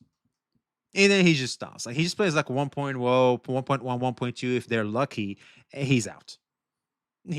And that's an approach. I'm not gonna sit here and pretend that's a bad approach. That's a decent approach. As long, again, we don't have to necessarily grandstand and judge people for how they go about enjoying their games. That's it. Like, they get to gamble for free. They're gambling responsibly. Hey, fine, whatever. Then those run out, and they move on to the next game, and Yeah. so on, and so on, and so on. Yes. And the reason why they do that, there's another incentive to them wanting to participate in that behavior, is that the live service model of these gacha games is weak. It's just weak. Nothing feels better than a new gacha game. When it's new, it's fresh, it's just a new experience. It's super good. Oh man. New story, new world. Oh, that's a very strong incentive. So I think what we're seeing in real time with this incessant comparing is these players, on some level, realizing that they never actually liked this game that they're playing. I like the gamba, but it's just the spice on the chicken at best. Yeah, I think that's the best portrayal for probably the most part in the gacha space you see online. Like, the gacha community you see active online, I think for the most part, that's what a lot of people stand on. Like, we like the gamba, we're not going to sit here and pretend otherwise, but it's just like this sub thing. It's like the fries next to the burger. But they either don't have the words to describe it, or, due to sunk cost fallacy, they don't want to acknowledge that the time they spent was wasted on a game they never actually liked in the first place, so they instead need to find some other explanation for why they aren't having fun anymore, which leads them to point to the most petty and contrived So I think he's talking right now about a type of player base that I'm not too familiar with personally, because I'll speak for myself. I really enjoyed Genshin. I enjoyed the world, I enjoyed the characters, I enjoyed what they were trying to do. That's my shit. Like, I'm all for Genshin. And when I stopped, it was definitely because the game simply wasn't improving as a live service game. It just wasn't. So you know, you have to make a decision at that point. It's like, okay, I don't enjoy it anymore. These guys are being a little too lazy in how they're going about the live service model. They're incentivizing me to keep on. So it's like, no. But he's talking about people that never truly enjoyed the game for what it is, but enjoyed it for the gamba more specifically. And I think that's whilst yes, there will be players like this, I think that's not encompassing other players as well. Because I think there are players that feel betrayed by Genshin, which is what I've observed a lot. I'm pretty sure, chat, type 1 if you agree with me on this, type 2 if you're like, what the hell are you talking about? Because I feel like what I've observed, especially around the boycott of Genshin Impact, etc., a lot of players were actual Genshin fans. They've enjoyed Genshin Impact, like myself, and just had a lot of. They felt let down. They felt betrayed. They felt like they were taken advantage of. People are not going to sit idly by and not voice that much disdain. That's just not going to do that. Of course, you're going to hear them. You're going to see me, boy. So what? You just get to do me wrong for years and I'm just supposed to just shut up and move on? Hell no. You're going to see me in Google Classroom. You're going to see me in that Google Play Store reviews. You're going to see me, bitch. That's what I feel like for the most part is where true people, where the real players, the true type of players that are mainly majorly complaining about Genshin Impact to strong degrees are. I could be wrong though. I'm not gonna lie, I personally quit Genshin after the aggressive lunar shill and the feeling how lacking Nefer felt without Llama. My return to Genshin if it ever gets a skip button so I can catch up for Nizhnaya. Me too, man. Me too. Flaws that they can find or more. One, yes, I loved Genshin. I just hate it because there's no improvement. And when I talk about the entire community, will attack me. No, they won't. I think you can just complain about it now. I feel like the Genshin community, all in all, as long as you are not malicious and you explain exactly what's what, you're not coming off as this weird kudu bot or something. The Genshin community will be like, yeah, I see what you mean. I do. I think considering the Genshin community has definitely improved since what I've typically heard about it. I do. It's been 6 months I quit Genshin, but I'm still in. But still, I'm missing Genshin background music. Yo, Bola, my boy. I think it's the Genshin Inazuma, Mondstadt, like certain zones in Genshin, like they have that OST. They got that OST. Oh man. True. I haven't gotten that feel back. Or realistically make up on the spot. And on some level, they probably do recognise how foolish they look, which is why they need to point at another game that doesn't have these flaws to justify themselves or distract the conversation from the real problem, which is that they should probably just quit this game and end this cycle of wasted time. What he's saying here is a bit of a double-edged sword because yes, at face value, you can easily say that. But the problem is this is a live service game, and obviously the changes aren't happening because of the rigidity of the developer. This is something that I have to keep dealing with because some douchebag in a corporate billion-dollar office refuses to do that, even though it is clearly what the player base wants, majorly. So no, you can't just let bygones be bygones like that. I don't think that's fair. Brand shares his issues and almost no one that's not a white knight disagrees with him. If you don't throw hate, you don't receive hate. Based.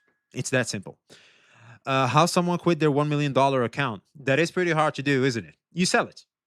That's it. You just sell it. People are acting like you can't sell accounts. Remember Honey Bear, whatever bug lady and her drama, and they did not handle criticism? Oh yeah, that's true. The candy bug. I think you're talking about candy bug there. You can tell someone they should just quit, but it doesn't mean they will. Exactly. And also, it's a live service game. They can fix it. They just refuse to, and that's the problem. As an aside that is relevant to this point, I do feel that it needs to be said, and I say this with love, not condemnation. If you only like these kinds of games for the gacha... Isn't selling accounts against terms of service? I'm not sure, but I see people selling them. So I'm assuming it's not. I could be wrong, though. If that is genuinely the only form of enjoyment that you get when you play these games, then please quit immediately, for your own sake.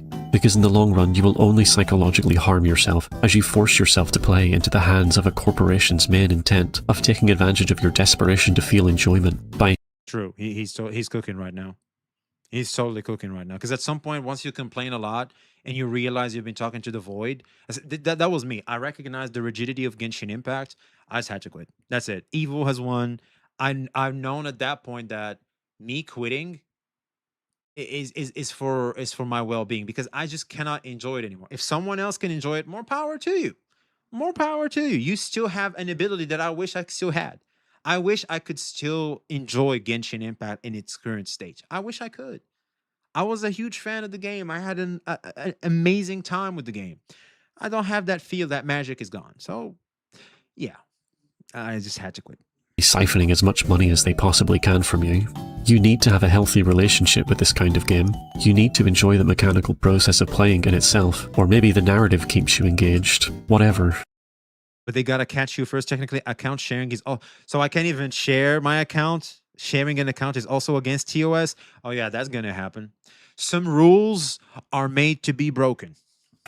There needs to be something Fuck beyond you, mean I can't share my account? Y'all are crazy. just gambling, or else your long-term play of a game like this, which is what these games are designed around, isn't going to work.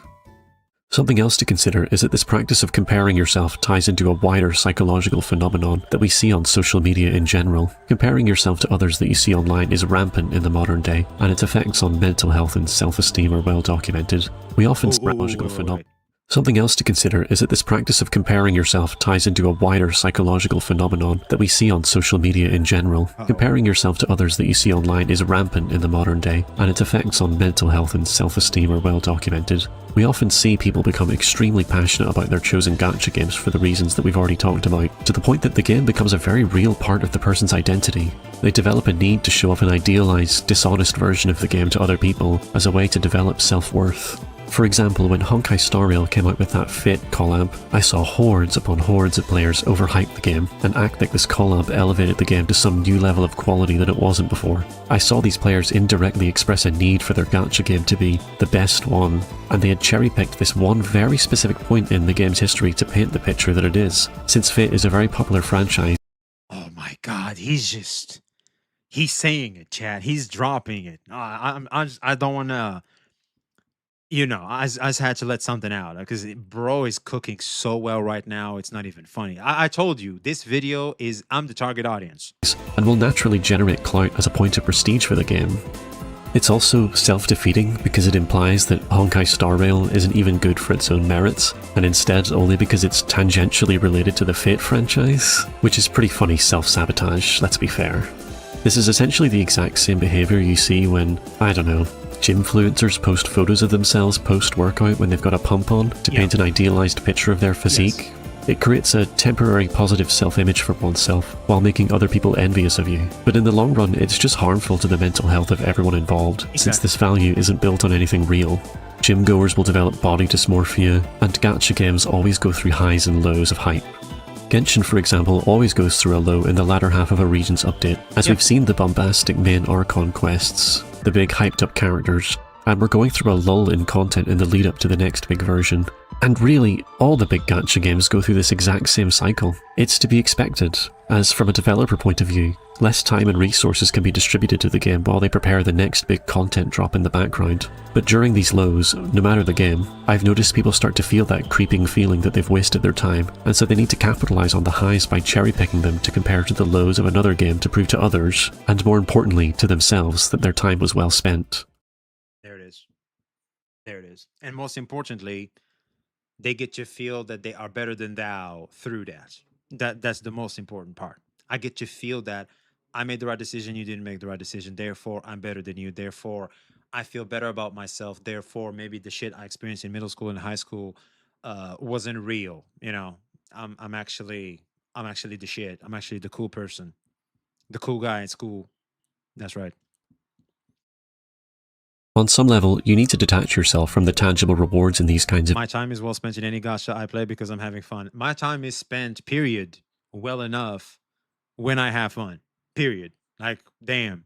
Games, like Primo Gems or gacha rolls or characters, because you'll never truly be satisfied, as the game will always leave you wanting more, which leads to this ex-relationship kind of relationship people develop with these games, where they talk about the game in spiteful terms. That's right.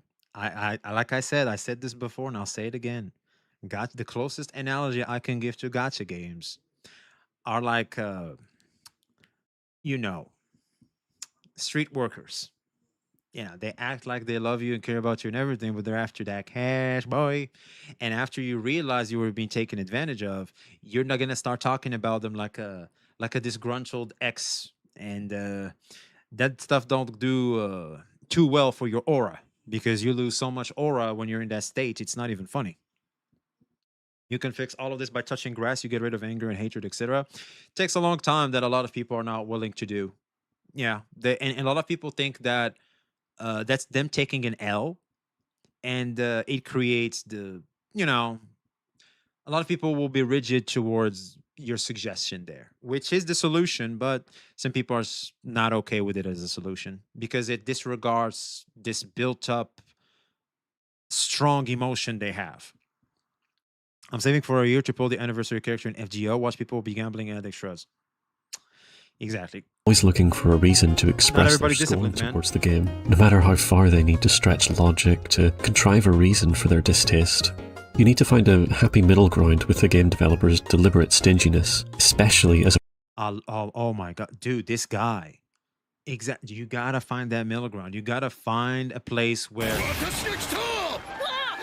Yo, Lynn, for another 21-month sub. Oh my god, thank you very, very much. This comes in clutch. Thank you, especially nowadays. Thank you very much.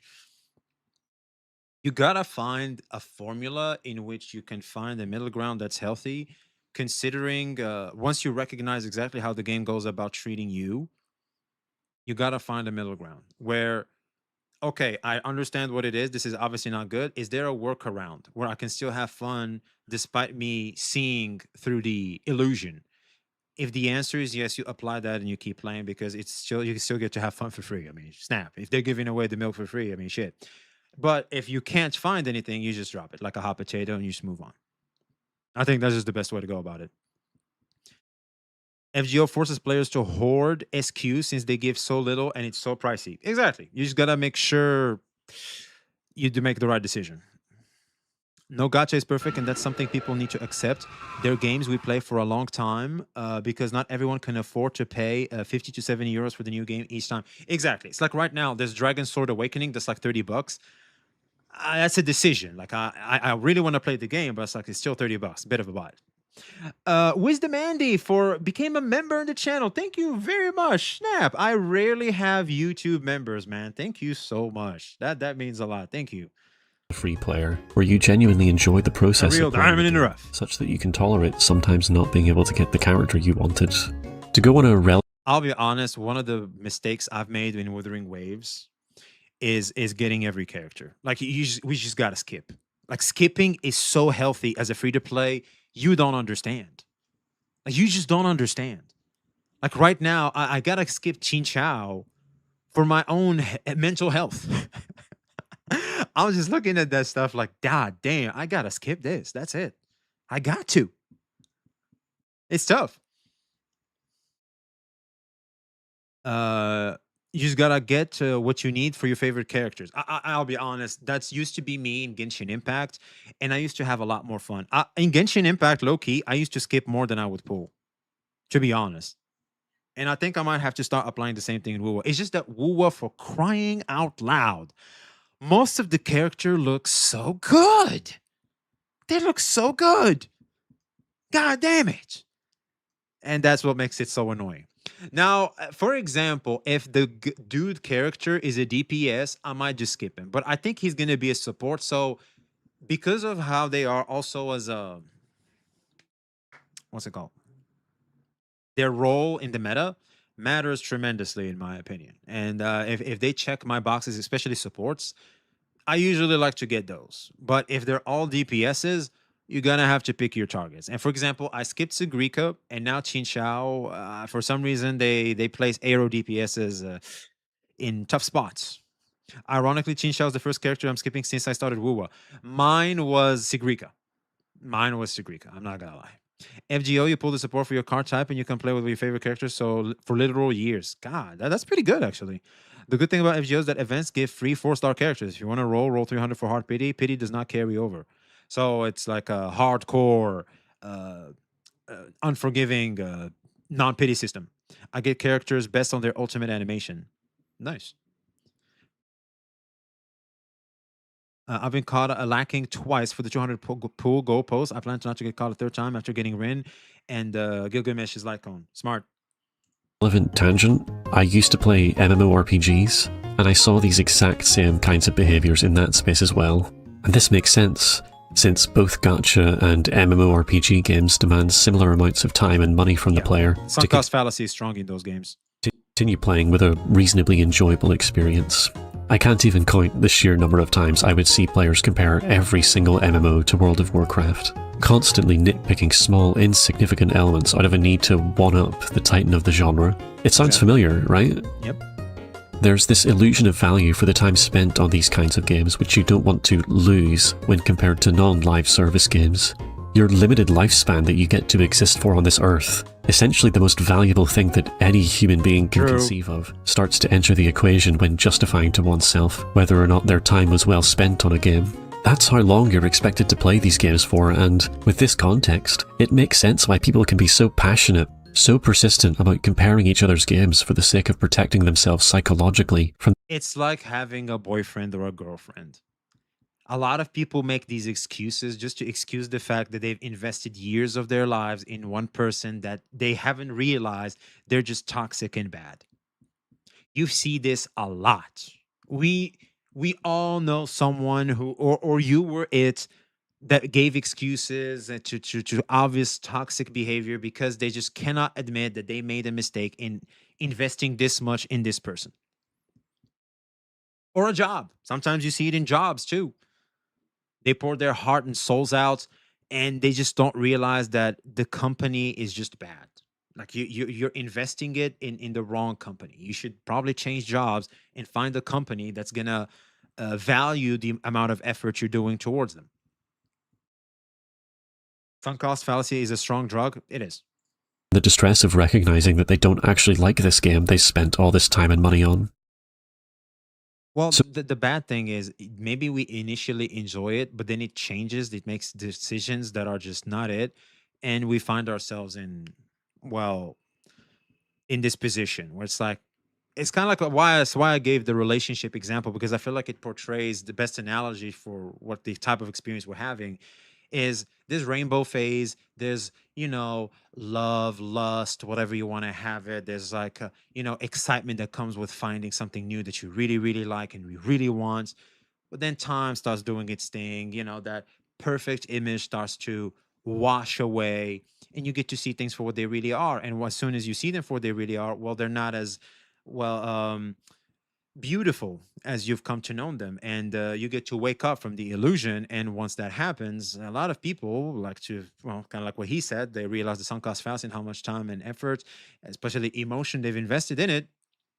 And people are not going to be too happy about that because it felt like it was a waste. And people don't like to feel like they've wasted, especially their time and emotion, especially when they develop this amount of strong emotion and somewhat of a need and desire of fulfillment through this thing they found in their life, because they get to feel validated, they get to feel good, they get to feel loved, they get to feel appreciated, whatever the form it is, through this one thing. And that's going to be taken away from them as well, therefore leaving somewhat of a void within themselves as a person, which can be tricky.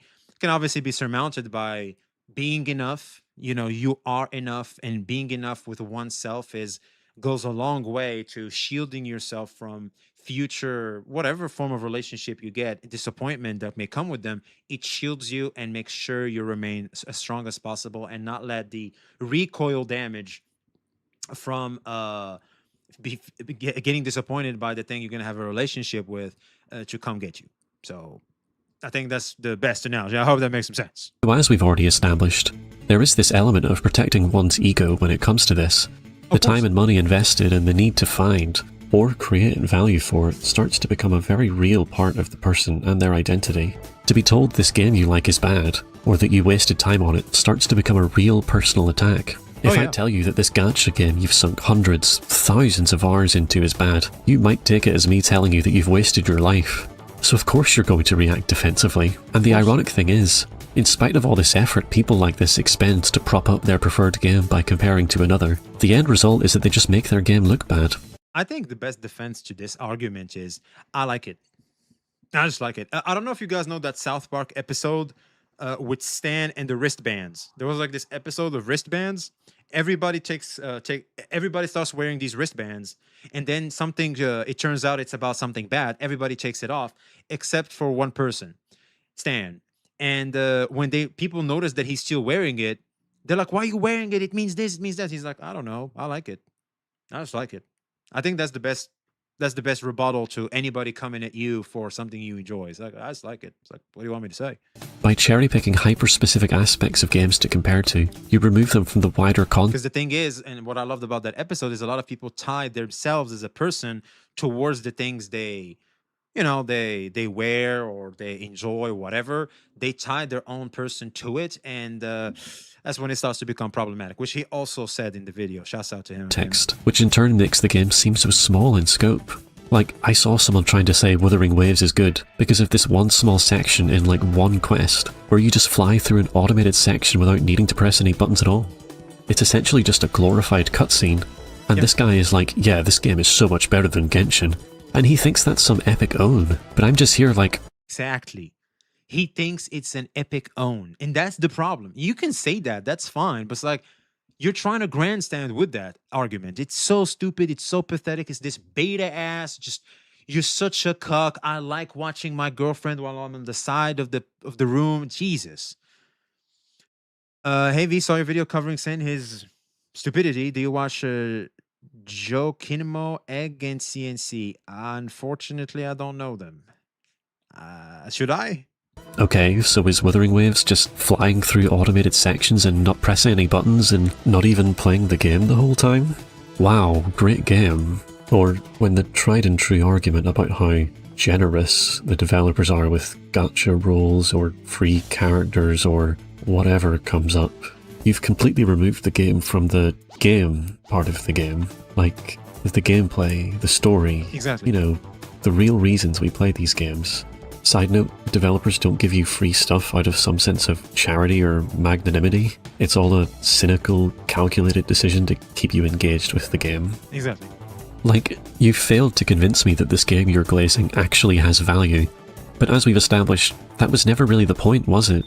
Convincing me to play Wuthering Waves was never the goal. Exactly. And at the end of the day, it's... Like I said, I said this before and I'll say it again. These fans are not real fans. They're just using this as a medium to try to grandstand and get their way, and so they can get their hit of validation for the day. That's what they're on about. They're not these lovers of the game. They're not. Just a grift. Like I said, I don't think this person's goal is to even convince you Wuthering Waves is a game worth playing. It's to convince people who already play WUWA that they made the right decision in their choice of gacha game. Exactly. It's this manipulative cult-like behavior where everyone is trying to reaffirm each other in this echo chamber. He is exposing tribalism to the fullest. I can see why bro sat here for months writing this damn script. Jesus. He is... Because I typically said most of this. I'm pretty sure I've said most of this in the past. Bro brought it all here in one video. There's nothing he said here that I disagree with. Like, all I can do is add, but I'm agreeing with everything. Like, oh my God, thank God it's not just me anymore saying it the way it is, right? Like this. Like, oh my God. Doing their best to reject contradictory... Dude went off. Dude, bro is ulting. Bro is ulting with all the stacks filled. Information, no matter how petty and contrived they need to be about it. Like, here's another joker making a gaffe about how Genshin doesn't get any collab events with other IPs, and how this somehow means Hoyoverse hates Genshin. This one particularly annoys me because it doesn't even make any sense. I mean, Genshin has consistently pushed itself forward to new and exciting places ever since it was first launched 6 years ago. The passion and creativity Hoyoverse has for this game just bleeds onto the screen. Even if we assume the most cynical version of the company, Genshin is by far Hoyoverse's most profitable brand, and we can reasonably assume they make the decisions they do because they believe it will maximize the player's engagement with the game and therefore the profitability of it. Simply put, it's obvious Hoyo has decided that collab events have no place in Genshin because they would just make the game worse, which kind I think it's because not a lot of IPs can't collab with Genshin because of just how popular Genshin is. I think it's money. That's just what I think. I could be wrong, could be way off base, but I don't think I am. I think it's because it's not worthwhile monetarily speaking to collab with Genshin. I think Genshin may have strong standards. Your voice is a lot lower than the video. Yeah? Should I lower the volume?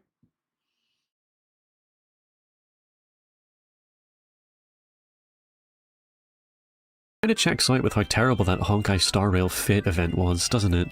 Yeah. But sure, Genshin hasn't done much in the way of soulless corporate marketing tactics like collaborating with another IP. You know, the most bottom-of-the-barrel approach to begging people to come check out your game. Hey, you recognize Fate, right? Fate is a thing people know about. Come check out Honkai Star Rail. It has Fate in it. What about the Star Rail part of Star Rail, though? Who cares? We have Fate. Like, you see what I'm saying, right? It doesn't make any sense. Genshin stands on its own without outside intellectual properties being cynically mixed in for the sole purpose of reaching a broader audience, because of the sheer creative power and love for the brand behind the people who make it. And somehow this means Hoyoverse hates it. Like, Hoyoverse respecting the integrity of... It's not that they hate them, it's just that they're somewhat not putting as much as the other titles, which a lot of people can see as laziness, which when you consider lack of skip button, we still have to do things in specific days of the week to get mats. Weekly bosses have 3 materials that their fix is an RNG. You know, stuff like this it's really annoying. It's really annoying, and a lot of people can see it as laziness, therefore kind of like not appreciating the player base, because we've been voicing this for years now and it's still the same way. So a lot of people can go, they either hate Genshin, the IP, or they hate the player base, or they know that whatever, you're just going to keep showing up anyway because you keep smelling the syrup, which is probably what I think is happening. Yo, what up, Zyko? So you don't have to call me an unk right on pull up, man. Come on, just hold on, just say, hey, guy, how you doing, man? You know, something like that. Make me feel young and shit, for crying out loud. Oh, you wait. When I do unk shit, feel free to call me an unk, which will happen. its own brand, and the players... You know what, Chad? I should be happy that I've upgraded from grandpa to unk. I think something good happened, because I'm being called unk. That's an improvement, because I used to be grandpa. Thank God. You know what? I'll take unk. That enjoy Never it for mind. what it is somehow means they hate it. But again, this post probably isn't even intended to encourage you to play Star Rail or ZZZ or whatever else. He knows. He knows. No, it's not. It's just to say, hey, look, my shit is better than yours. It's just a grift. Genshin is popular, so grifting against it is going to generate a ton of engagement. Just like the collab events this post is using as a sticking point, it's tactics born of pure cynicism intended to take advantage of people's naivete. It generates views or likes or whatever from people who already disliked, in this case, Genshin, and were looking for any sort of cherry-picked evidence that validated their dislike of Genshin. Why did they need this? Well, as we've discussed throughout this video, any number of reasons. Maybe they're second-guessing all that time and money they've burnt on the game they play. Maybe they're bitter Genshin is more popular, or maybe they burned out on Genshin in the past, and they've developed this one-sided ex-girlfriend type relationship with it. I think it's all of them. It's all of them. And they're like, you know what? I don't care what the reason is. I just get to feel better about myself through this, don't I? I'm going to keep doing it. That's it. It's not that hard.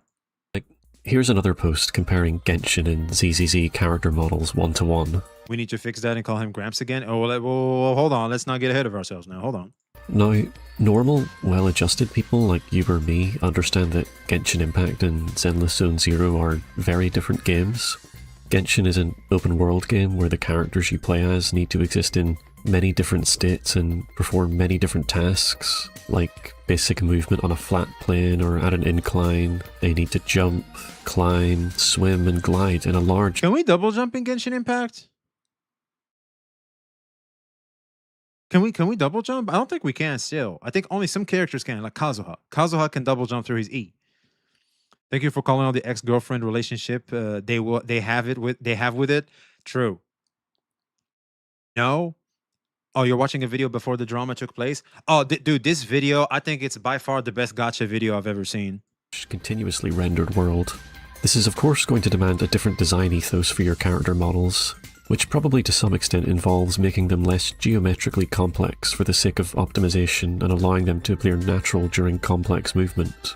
Zenless Zone Zero, by comparison, takes place on a What are you doing there, man? What was he doing?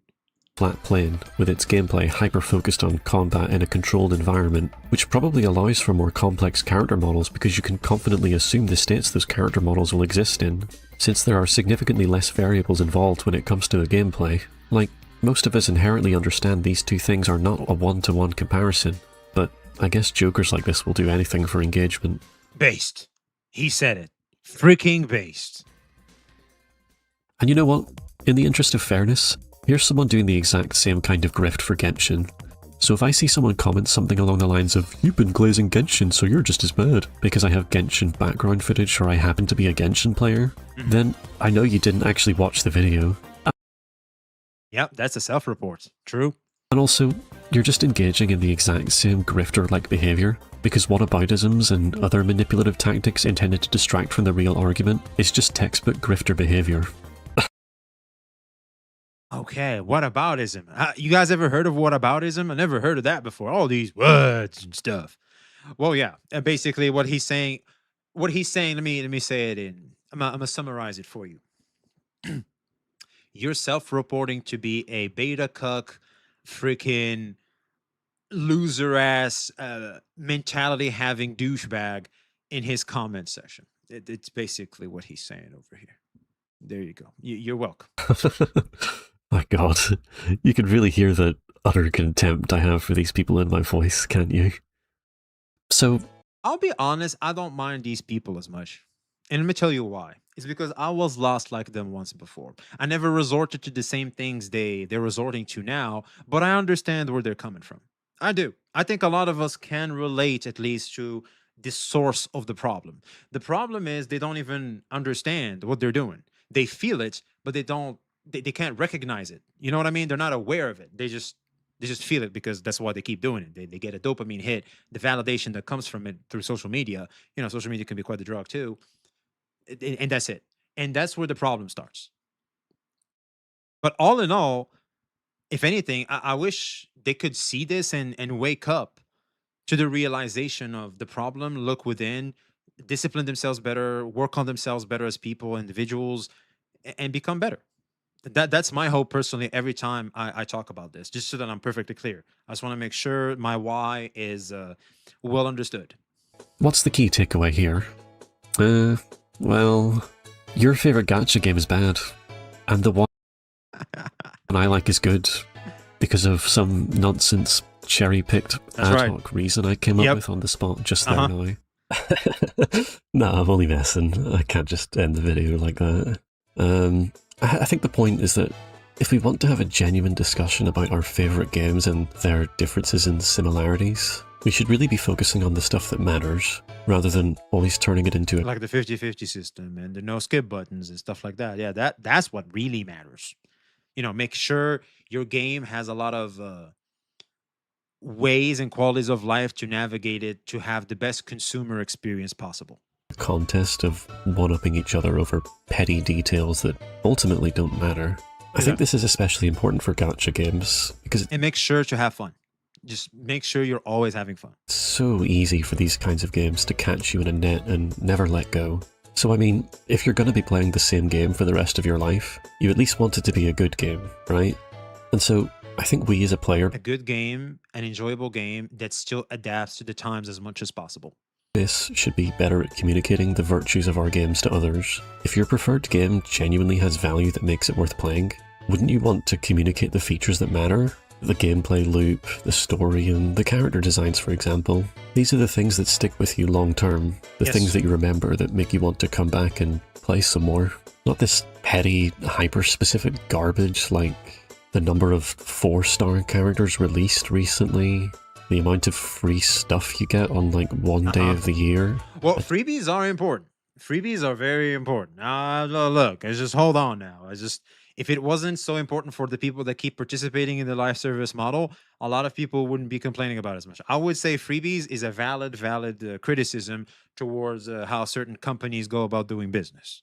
I think that's very important because that's the price tag. That helps a lot with the price tag, which is very important. So I think for that one, it's kind of hard. It's a hard sell to ignore. Cherry-picked case of bad voice acting in like one dub of the game. The number of collabs with other IPs. The... what? God damn, I forgot just how ridiculous Cantharella is. She needs a buff or something, man. I forgot just how stupidly, ridiculously perverted she's made to be sold. Like, god damn.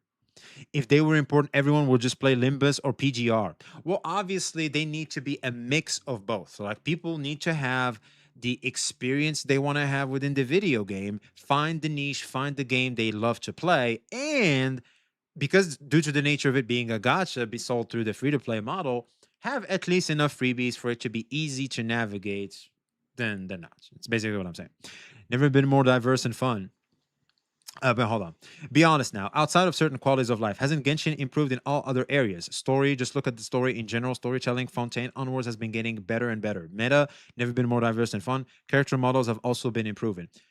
I'm not sitting here and saying that that's not the case, but I'm just saying that for the players that, let's just say, took a step back from Genshin, we still need those qualities of life because, or else we still recognize that it's still the same rigid Hoyoverse we've come to hate, and that's just a no-no. You know what I mean? It's like this. It, you're trying to tell me your ex has changed certain things. She got a glow up. All right, great. So I look at the personality, which is the things that made me break up with her in the first place. They're still the same. I don't know about you, but that makes the glow up not matter as much. It made me think about getting back with her. It had enough of an effect that made me relook at it. But the reality is, the elements that made me distance myself from her are still present. Therefore, if I were to reinvest in her, unfortunately, there's a very good chance I'm just going to have the same fate as I once had. And, which again comes at sunk cost fallacy. I'm going to waste my time, which is something people don't want to do. I think the biggest problem for the ones leaving Genshin, they left because some mandatory changes we wanted have been left ignored. Exactly. Now, the skip button is the most important thing. I would say the number one thing that will bring a shit ton of players back to Genshin is the skip button. I'm coming back. If they give the skip button, I'm coming back. I don't give a shit. I want to go about Snezhnaya. I want to see the finale in the game. I would love to stream it. Man, that we need that. I want that satisfaction because I'm a day one player. I want to see it through the end. You know what I mean? Ask yourself a simple question. If you truly liked the game, would any of this insignificant nonsense actually matter to you? Or would you prioritize what actually matters? I would say if you were a person that's disciplined, grounded, and not with the insecurity issues, would this stuff matter to you? I think that's the proper question to ask, but I see what you're trying to say. The game. Holy shit, what a video, man. What if I could do more than just subscribe? I should add the notification bell too, man. I'm adding the notification bell. This is by far the best gacha video I have ever seen. Huge shout out to Play Nep. Huge shout out to you, my man. We need more of you out here. Oh my god. So yeah, there it is, man. Whoever was saying Genshin Impact creators are taking an L obviously doesn't know what they were talking about. What do you guys think, Chad? Anything you want to add? You can play Snezhnaya day one if you want. It's a feature to quick start the Archon quests, though you'll be missing all the context and info from previous nations you missed. You can always YouTube that, which was what I'm planning to do. But yeah, man, I'll be honest. I think he left nothing unsaid, really. Whatever I could add, I added. Ultimately, this is more of a social problem that stems from lackings of certain individuals, which I feel like all of us can relate to a good extent. The way they're going about it is wrong. Them not even realizing what's happening is wrong. Just you trying to wake them up from the slumber and the bad behavior they're participating in is met with a lot of rigidity and resistance because they just can't keep getting enough of the sweetness that comes out of the satisfaction they get out of putting others down to lift themselves up through arguments about video games that sell anime girls. I know, right? And yeah, that's That's basically what I feel like is really, really happening with, of course, added more of complexities of enjoyment, fun, sunk cost fallacy, and all that. But I feel like the main source that explains this behavior the most is the desire of grandstanding, feeling better than thou that comes through this tribalistic behavior. So yeah, let us know your thoughts in the comments below. Like, subscribe if you haven't already. Me seeing you. Alrighty, we got one down. One more to go.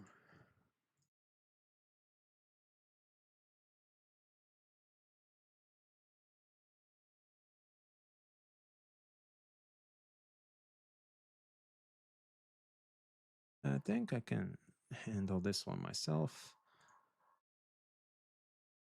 Because this is like an hour long. We upped our asses off on this one, ladies and gents. I just realized how good can be the NGE decision about the way of doing open world. I'm so tired of completely unrelated zones that are just added like a cheap horizontal growth. What do you mean? All of the gotcha baddies, all for the gotcha baddies. Man, screw all these 3D bitches.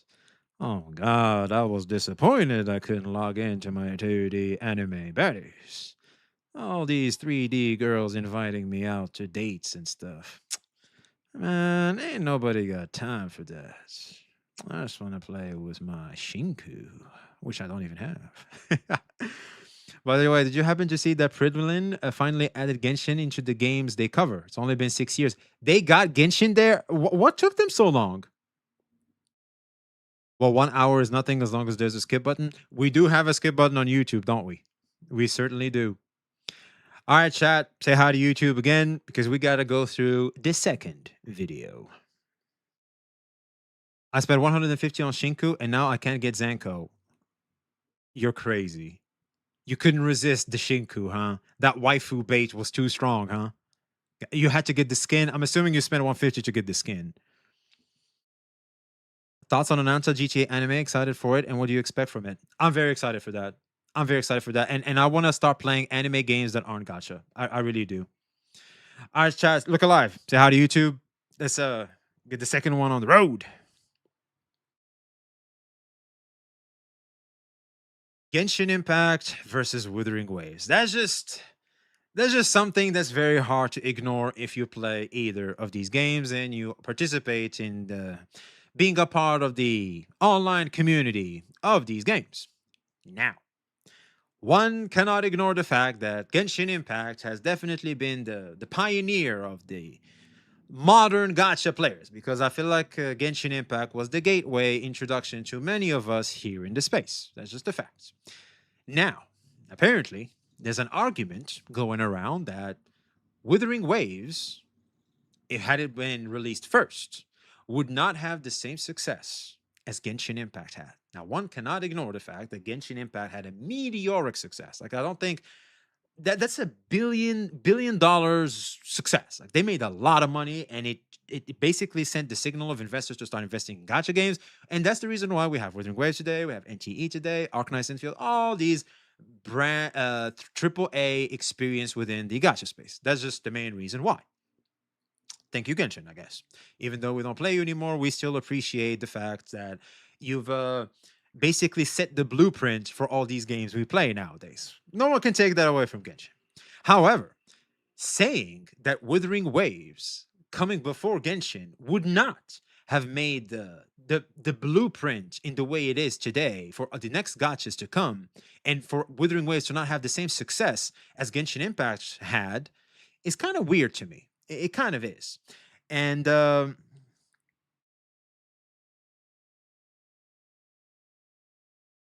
shit, I've lost this train of thought. I just slipped away. I can't seem to remember it. But anyway, I guess that's an L. So it seems that we have probably one of the OGs in the gacha space that may not be the best in drama, but is definitely a connoisseur in terms of how the gacha space, in terms of the gacha games, go about working.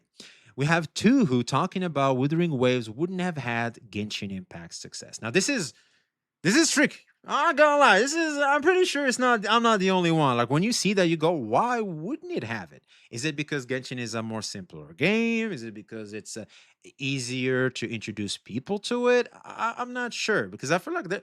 I mean, they're pretty much the same game. Like obviously, WUWA is more polished and has more of different mechanics than it in terms of the combat, but really, it's the same formula. It's just they have these tweaks that are different about them in terms of thematics too, but that's as far as it goes. But let's see, man. Let's see. I'm incredibly curious about this, and yeah, there's not much to go about an intro besides I'm very curious. So without So further dude, ado, this is let's get Boy into it. Tuhu. This is another older topic that I want to cover here. If y'all remember back to the start of the Cyberpunk collab, the WUWA shills made a big deal out of like tens trying out the game, I think it was.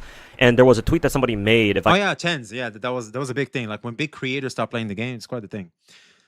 Can find it, I'll put up on screen, that went along the lines of, oh, what if WUWA came out first instead of Genshin? Imagine how much bigger WUWA would have been, or something like that. Let me give you the punch. Well, yeah, now I remember what I wanted to say. The fact is, Genshin Impact found like it was the first, right? It started the trend. It started it, and it capitalized on the shock factor and the boom that came with the shock factor, especially around the time of the pandemic. So, yeah, I'm pretty sure if WUWA came out around that time, like I don't understand why it wouldn't be able to achieve what it achieved, but let's see. Line right now, it wouldn't have been the same. While Wuthering Waves is undoubtedly a Genshin clone, these two games are still very different from one another to the point where, in a hypothetical scenario where it was in fact WUWA that came out first rather than Genshin, it's not a guarantee that WUWA would have had the same kind of, or even a similar kind of generational run that Genshin's had for the past 6 years. But Fair enough, but elaborate. I think elaborating here is going to be important. first, before I explain why, a word from our sponsor. Sway Sway's banner should be live by the time you see this video. She is. Just about, anyway. Dude, I got so lucky with Soy Soy, it's not even funny. I'm going to have to start pulling without y'all, man. Yo, chat. I'm going to have to start pulling without y'all. My pulls should not be recorded anymore. Dark Angel Nina for the follow. Appreciate you. I got a double 5-star with an early 10 in the weapon. That's right. Do you know why I got that? Because she's a girl that wears gold, and I'm a Mr. Heart of Gold. And we all know it. And we all know it. How can Mr. Heart of Gold not get the girl of gold and the weapon that easy? Of course I'm going to get that. VXV, do you know about Hitchin's Razor? No.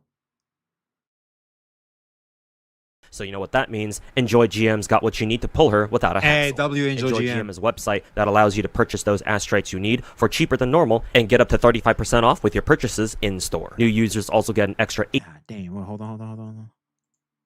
God damn, bro. Look at this pic, man. God damn. In store. New users also get an extra 8% coupon. Note that actual discounted prices may vary by region. Enjoy GM is PCI DSS certified and has tons of positive Trustpilot reviews, easy. So it's safe and I trusted used by them a lot of multiple players. times. Make sure to click my link down below, visit Enjoy GM, and start saving big today. Thanks to Enjoy GM for sponsoring this video. Let's Thanks. go over the reasons why I don't think WUWA would have had the same kind of success Alright, here we that go. Genshin did, starting with the games themselves. The vibes of these two games are just not the same. When you compare 1.0 Genshin to 1.0 WUWA, you started out in Mondstadt in Genshin and Huanglong in WUWA, and in Mondstadt, you travel through an idyllic grassland with forests, groves, a lake, and a walled city in the middle of it. You play a main character who's in search of their missing twin, and in the process, you get acquainted with the people of Mondstadt and help them defend against attacks from the Abyss Order and the local dragon who's fallen under their control, eventually fighting the dragon himself directly to cleanse him of his corruption. All the while, the music and the atmosphere of the game present an extremely comfy ambience, not unlike those you can find in like those cozy farming sim games. 100%. No one can take that away, and this can indeed be a reason why Genshin Impact will be received more, especially by the target audience that Genshin Impact is targeting, which is teenagers, more than Wuthering Waves. Sure. Yo, what up, Master Link? which in the context of Genshin makes you feel like you're an adventurer embarking on a journey to explore the world of Teyvat. Absolutely. But in WUWA, you're thrown into a post-apocalyptic world where humanity's been decimated by monsters called tacit discords. The survivors have consolidated into a faction called Jinzhou to fight back against them, and you're an amnesiac, so you don't know who you are or what you're doing here, but people from It turns out you're pretty much God, by the way. Jinzhou found you, Spoiler so you alert. decide to Whoops. follow them back into the city to try and find out what your real identity is. There are other factions who also take interest in you and stalk you to find out what your Oh, real hey, look, it's Zanko. Hey, Chad, it's Zanko talking about the seeds and everything. intentions are, or something like that. So you gotta deal with them, and then help Jinzhou fight off another tacit discord invasion to keep the city safe. All the while, the music and the atmosphere of this game present a more tense, mysterious vibe that makes you feel like you're going on a journey to, like, discover your true identity, which may or may not be something that you're prepared to deal with the world around you, reminding it turns out you're pretty much God. You at times of all the death and destruction that the Tacit Discord monsters have brought upon the land. In other words, Genshin has very upbeat fantasy, maybe even isekai vibes. It's pretty telling that people used to call it Breath of the Waifu back when it first came out. But WUWA has dark fantasy vibes, complete with a post-apoc setting. So I think what he's basically saying is obviously one media is more popular than the other. Like the way the storytelling and the thematics mainly are obviously one of them is going to be more popular than the other, which is a fair thing to say, especially when you consider the target audience. Colors and the music used in these games are particularly important. In Genshin, the colors are clear, vibrant, and warm, even in the more dangerous areas where more drab colors are used. And the music greatly accentuates the sheer coziness of Genshin's world. Oh, man. Oh, man. I'm getting flashbacks, bro. I'm getting flashbacks. I would start collecting these shells for Tartaglia. I think there was like these shells over here. You have to collect them to ascend Tartaglia. It was so chill, bro. And I remember there's like these birds that be on one stone, and I would use Ganyu's bow to kill them all the time to collect fowls while I'm at it. I could be wrong, but man, that takes me back. I'm pretty sure this was the area. There it is, Star Conch. Those are the ones.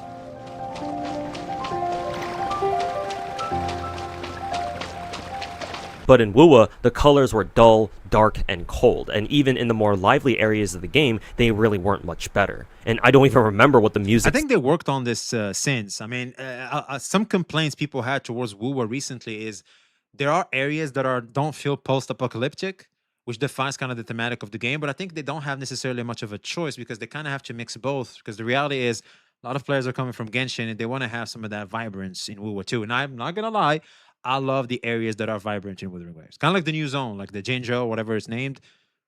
I like that. It feels more vibrant. It's not as post-apocalyptic. It's pretty cool. Genshin is post-apocalyptic. True. Actually, Genshin is post-apocalyptic, but obviously in terms of thematics, they're not leaning that hard on it because I think humanity had enough time to recover since Conria, which is the opposite of WUWA, I think. Sounded like back in 1.0 WUWA, outside of the initial leitmotif that played whenever you first logged into the game.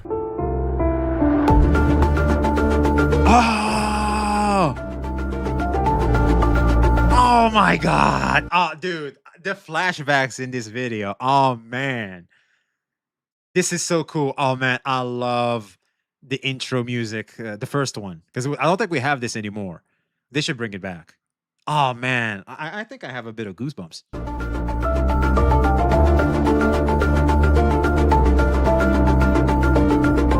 This should be my new ringtone.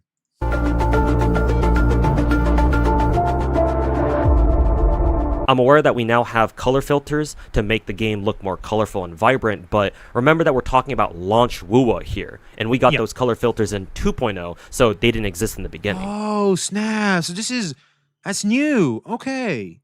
I thought we always had that.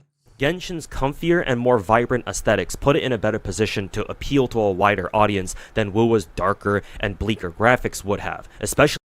Fair enough. So basically what he's trying to say is Genshin is going to appeal to normies while WUWA is going to appeal to gamers more. That's what he's saying. And whether we like it or not, there's more normies than gamers.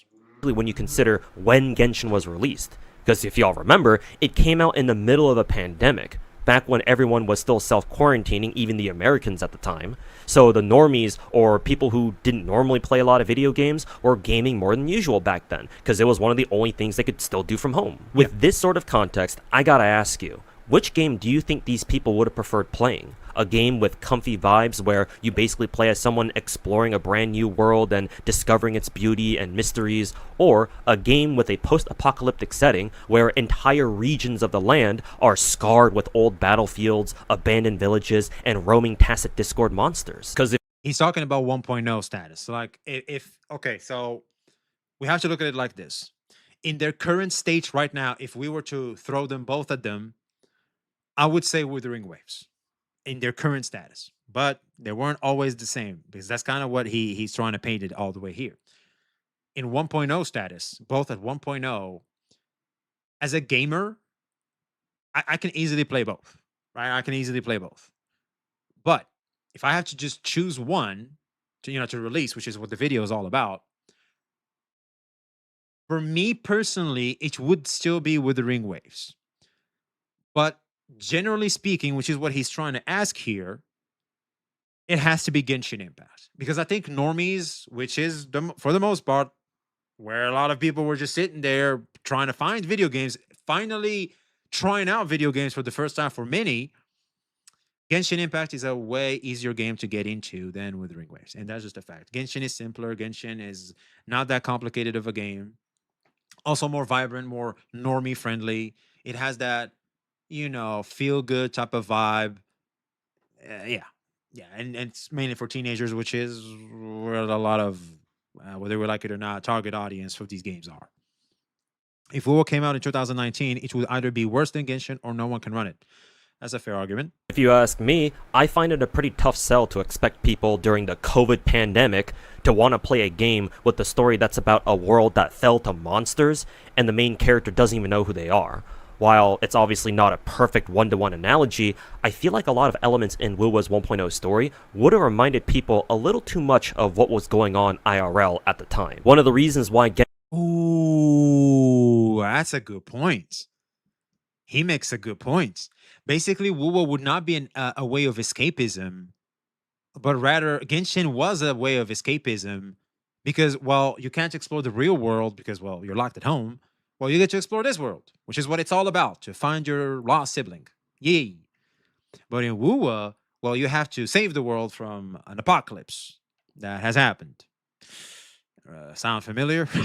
Genshin absolutely exploded Fair upon enough, its fair release was because it was the perfect game to let people escape the reality of the pandemic back There it then. is, he's saying it too. Lots of people out there, both gamers and normies alike, play video games as a means of escape, Yes. as a coping mechanism that helps 100%. them deal with whatever's going on in their real lives by allowing them to not have to think about their problems in real life. Why didn't the prices go down after the pandemic ended, chat? I think that's a very good question to be answered. Because the prices are still damn high. What happened? For a few hours at a time. And while I'm sure most of you watching this video right now don't mind never having to touch grass at all, plenty of others do want to go outside and do stuff outside the house. They don't like being cooped up all day in their rooms, and quarantining themselves during the pandemic was the absolute worst thing that could happen to them. And Genshin, being a very comfy game about exploring a brand new world with great music that perfectly captures its comfy vibes and vibrant colors that make the game look like pure eye candy, I'm not gonna lie, Genshin's music is still unparalleled. To me, personally. It's Mondstadt, Inazuma at night. Oh, man. was the perfect escape mechanism for a lot of these normies to help them forget what was going on outside. The other reason is the quality of each game's launch. As far as I remember, Genshin had more or less a flawless launch. The servers ran smoothly, the game itself was well optimized. What is he looking at? Who is this streamer and what is he looking at?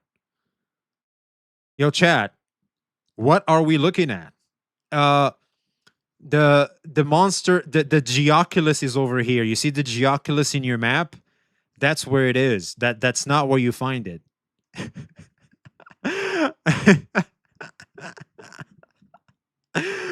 Oh man, that angle is important for the plot. I bet it is. People could play on any platform they wanted, mobile, PC, or console, specifically PlayStation 4 back then, and you could even log in on multiple platforms and seamlessly switch between them if you wanted to. and Hoyo had a massive marketing budget to sponsor literally any creator they wanted to. I remember seeing streamers and YouTubers who'd never, ever touched a gacha game before then do sponsored streams for Genshin back then. Of course. Like, no joke, it felt like everyone was playing Genshin at launch.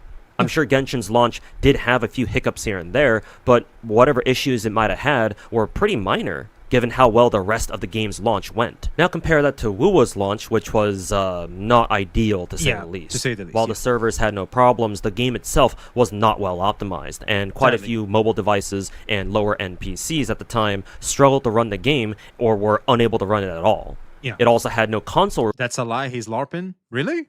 So you're saying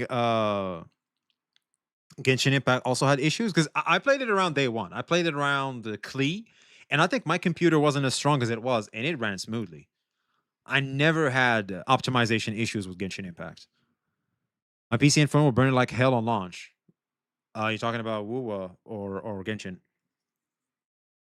Because I think for me, I'm talking about WUWA, by the way. Yeah, there it is. Yeah, for WUWA, it was pretty rough. I remember the download was so bad. Oh yeah, dude, WUWA was tough. WUWA was tough. I had a good machine so I could run it, and shouts out to everybody who couldn't log in that allowed me to get free pulls, even though I'm still playing. Shouts out to you guys. We wouldn't be so far ahead as we are in the game's roster if it wasn't for you guys. Well, WUWA was also hit or miss, so it's likely a person-to-person with Genshin experience as well. Fair. Took like 8 hours to download Genshin, and it would constantly stop. Wait, really? Genshin had both server issues and performance issues. Really? Up until 2.1. What? Yo! Because I remember seeing some stuff of people falling into the middle of nowhere and stuff like that, which is what Wuthering Waves had too in Genshin Impact. But I don't think that was the general consensus, because I feel like in terms of WUWA, optimization issues was a general consensus. It was very hard to ignore people complaining about the optimization issues. For Genshin, maybe because I wasn't that active, but I've never heard of anybody complaining about that stuff at the time. Genshin had server issues because they didn't expect that massive appeal on a global scale. You know what? Suffering from success is a fair argument. They had to buy the different servers, man. Glitches still exist in Genshin. People look for them. Well, dude, glitches exist in all video games. Like, what are you looking for? A flawless masterpiece that doesn't exist? Shit. I would argue Happy is over here. Happy looks for glitches and bugs all the time. That's how he finds his fun. It's like finding them is the reward of looking for them in the first place. Like, I think some players enjoy finding bugs. Those can be fun too. So, but okay, I guess apparently some people had issues, but it makes sense if it's server issues because of the massive global launch they had. They weren't ready for millions and millions of players coming in day one. So, makes sense. Which wasn't the case for WUWA, sadly. Release on launch either, and it'd take until the following year for WUWA to get one on PS5. Because the boom that Genshin had day one wasn't the same as WUWA. Like, we got to keep it fair. While I'm sure Kuro tried sponsoring as many creators as they could to come play. They didn't sponsor me. They didn't even give me no keys for the beta. Now, WUWA done me wrong. WUWA. I should start Hoyo shilling. Back during its launch, it was a far cry from the absolutely Leviathan budget that Hoyo had for Genshin. Oh, yeah. At least here in the West, I don't remember WUWA's launch being as downright ubiquitous as Genshin was, or had been. Matter of fact, Kuro's been doing a better job sponsoring bigger name creators more recently, I think. And that's probably because they have Tencent backing them now, which at the time they launched WUWA... Also, they're more successful. They're making a lot of money. So it's like, why not invest in marketing? That's just smart business. They also didn't have. As a side note, I'm of the opinion that WUWA needed at least another 6 months in the oven. With the state that 6 or 7 months? The game was released in, I feel like Kuro should have kept cooking the game if they wanted it to have a better launch. The reason why I think they launched it early, or at least at the time that they did, was probably because Kuro had to start paying off the loans they took out to develop WUWA in the first place. And that's just the way business is being done nowadays in the gaming industry. They release incomplete products and due to the live service model, they're like, we'll just fix it in the meantime. But let's start getting some of that money because investors are getting tired of waiting. We need that money. And that's basically what happens. It screams investors. When this happens, we know investors have something to do with it. it is what it is. We've seen it's not our first rodeo. And they couldn't wait any longer. And so that's why they put out the game in such a suboptimal state, so that way they could at least start making money to begin paying off their loans. And then they'd fix whatever issues the game had post-launch once their finances were a little better.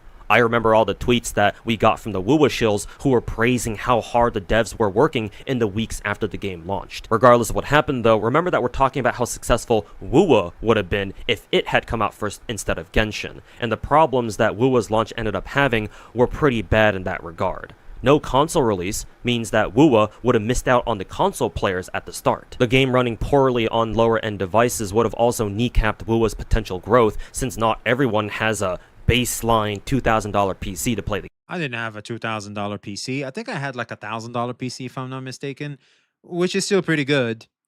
But I don't think it's like 1,000. I think it's like 800 or 700 or something like that. Gacha games are AAA games with the mentality of an indie game. No. The indie games are very well polished and pretty good. They do pretty good. Indie games, like, you can feel the soul in them. Both games are successful now, and that's all that matters. If you can enjoy both games, they you. But we're just talking about a hypothetical here. This is as tribalistic as it can get. Game on, and the relative lack of sponsors and marketing compared to what Genshin got at least, wouldn't have given WUWA the same level of exposure and promotion to a wider audience. You combine that with the vibe difference between the two games that I discussed earlier, and I just don't see how WUWA could have had the same or even a similar kind of launch as Genshin. And since people are gonna assume that I'm a Hoyo shill by saying all this, just FYI, I've been playing WUWA since its 1.0 launch myself. I've pulled for every single character and almost every single signature weapon in the game so far. It's a fantastic gacha game that I'd recommend to anyone who can actually play 100%. it, since unfortunately the optimization issues have returned in the last year. 100%. And that's why I said in 3.6, it was a must that they stand on business and fix the optimization issues, even if it comes at us getting more qualities of life in terms of gameplay. Like, it just makes sure the root cause is fixed, and then we can look at the details. And I don't believe that Genshin or WUWA is definitely, undoubtedly better than the other. They're both great gacha games that offer different experiences and have their own pros and cons depending on what you're looking for out of a gacha. To be fair, I have been using the term WUWA shill a few times throughout this video, but I mainly did that to point out how there are plenty of people on social media who, for the entirety of WUWA's existence, have unfairly and subjectively compared WUWA to Genshin and other gacha games out there, for that matter. He's talking about Kurobots. He's talking about the comparing waves boys. You know, the boys that are giving us a bad name. We, as a member of the Wuthering Waves community, as a normal individual that plays Wuthering Waves and enjoys Wuthering Waves, we do not claim them ninjas. We do not know them. They're not part of us. They're just using Wuthering Waves' name as a means to grandstand and get their hit of validation for the day because they're beta-ass cuck losers. That's it. Thank you for your time. In their agenda to paint Wuthering Waves as like the single best gacha game out there. Some mandate of heaven-ass attitude that causes them to tribalize the game down to a mere rat race of my gacha good, your gacha game bad. And unlike them, I've actually played both Genshin and WUWA since both of their launches. And unlike them, I can see both games much more objectively. And in this case, when the question is whether or not WUWA would have had the same kind of success that Genshin did if WUWA came out first, I think the answer is no. Not because I don't want WUWA to succeed. Yeah, it's just that when you look at the data and you take things into consideration, it makes sense. Yeah, it's fair to say in this hypothetical holy tribalism, it makes sense. Or because I can't possibly imagine a world where WUWA is the #1 gacha, but because the nature of the game and the problems that it had during its launch would have held it back way too much from being able to dominate the gacha market the exact same way that Genshin did 6 years ago. I think, especially when you factor in the target audience. It's very important. He just forgot it there. I got you too. Here you go. think it still would have done reasonably well, but again, not to the same extent that Genshin did. Yes. Only Genshin Impact could have pulled off what it did. It was the absolute perfect storm of circumstances. A real lightning in a bottle type situation with the pandemic that forced all the normies to stay inside and play some video games, the comfy vibes of the game, its relatively smooth launch, and Hoyo's enormous marketing budget. And it's hard to believe that any other game, not just WUWA, would have been able to do the same. That'll do it for me. All my socials are down below. Sub to the channel, follow my Twitch channel, follow my Twitter, and check out the Patreon if you want to support me even more. Thanks for watching, and I'll see you all in the next one. Peace. All right, snap. Plotty, thanks for the follow. Hi, 6-star smack. Yo, chat! We're 6-star smack now, boys! We have evolved. We have risen. We have become paid chatter. Oh, screw you. Screw you. Y'all can't let me catch a dub up in here. Y'all just can't let me catch a dub. Jesus. Hey, yo, Glorplolly, I appreciate you, man. I appreciate it. I've been fighting against the 4-star smack. What's the term I'm looking for here?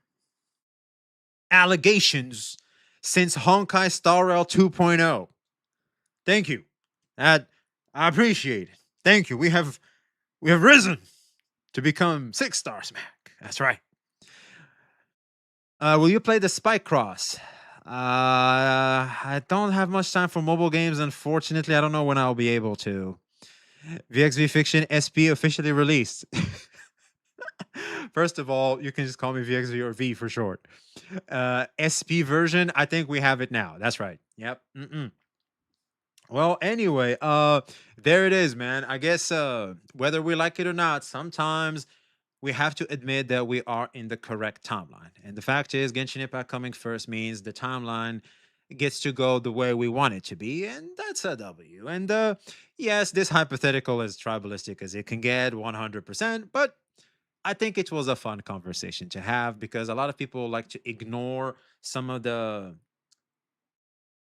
field work Genshin Impact has done that has allowed Wuthering Waves, NTE, AKE, all these new AAA titles to build upon.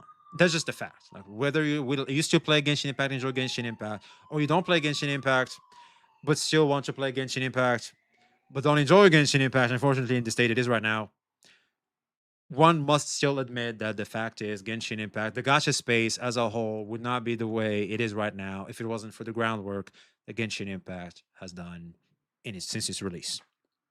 So yeah, it's a canon event. There it is. It is a canon event. Thank you for that. I appreciate that. I needed that one. So yeah, let us know your thoughts in the comments below. Like, subscribe if you haven't already. Be seeing you. We did it, chat. We did it. All right, let me just upload this to my boy. And we're good.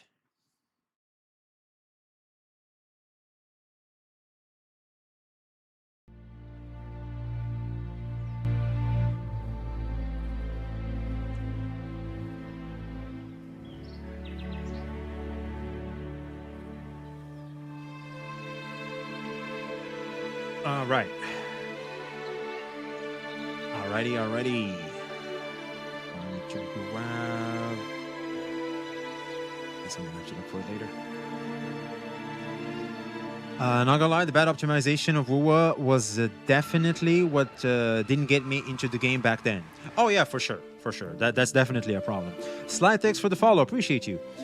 Hey, afraid of missed most of the stream so far. Well, I don't stream as much, so it's totally fine. But good to have you here.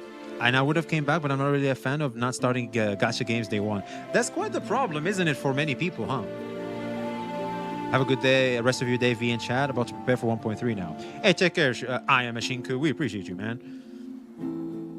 As I do get it. You know, you're not there day one. You feel like you FOMO'd. So it's like, ugh, I know I'm gonna start playing with the debuff.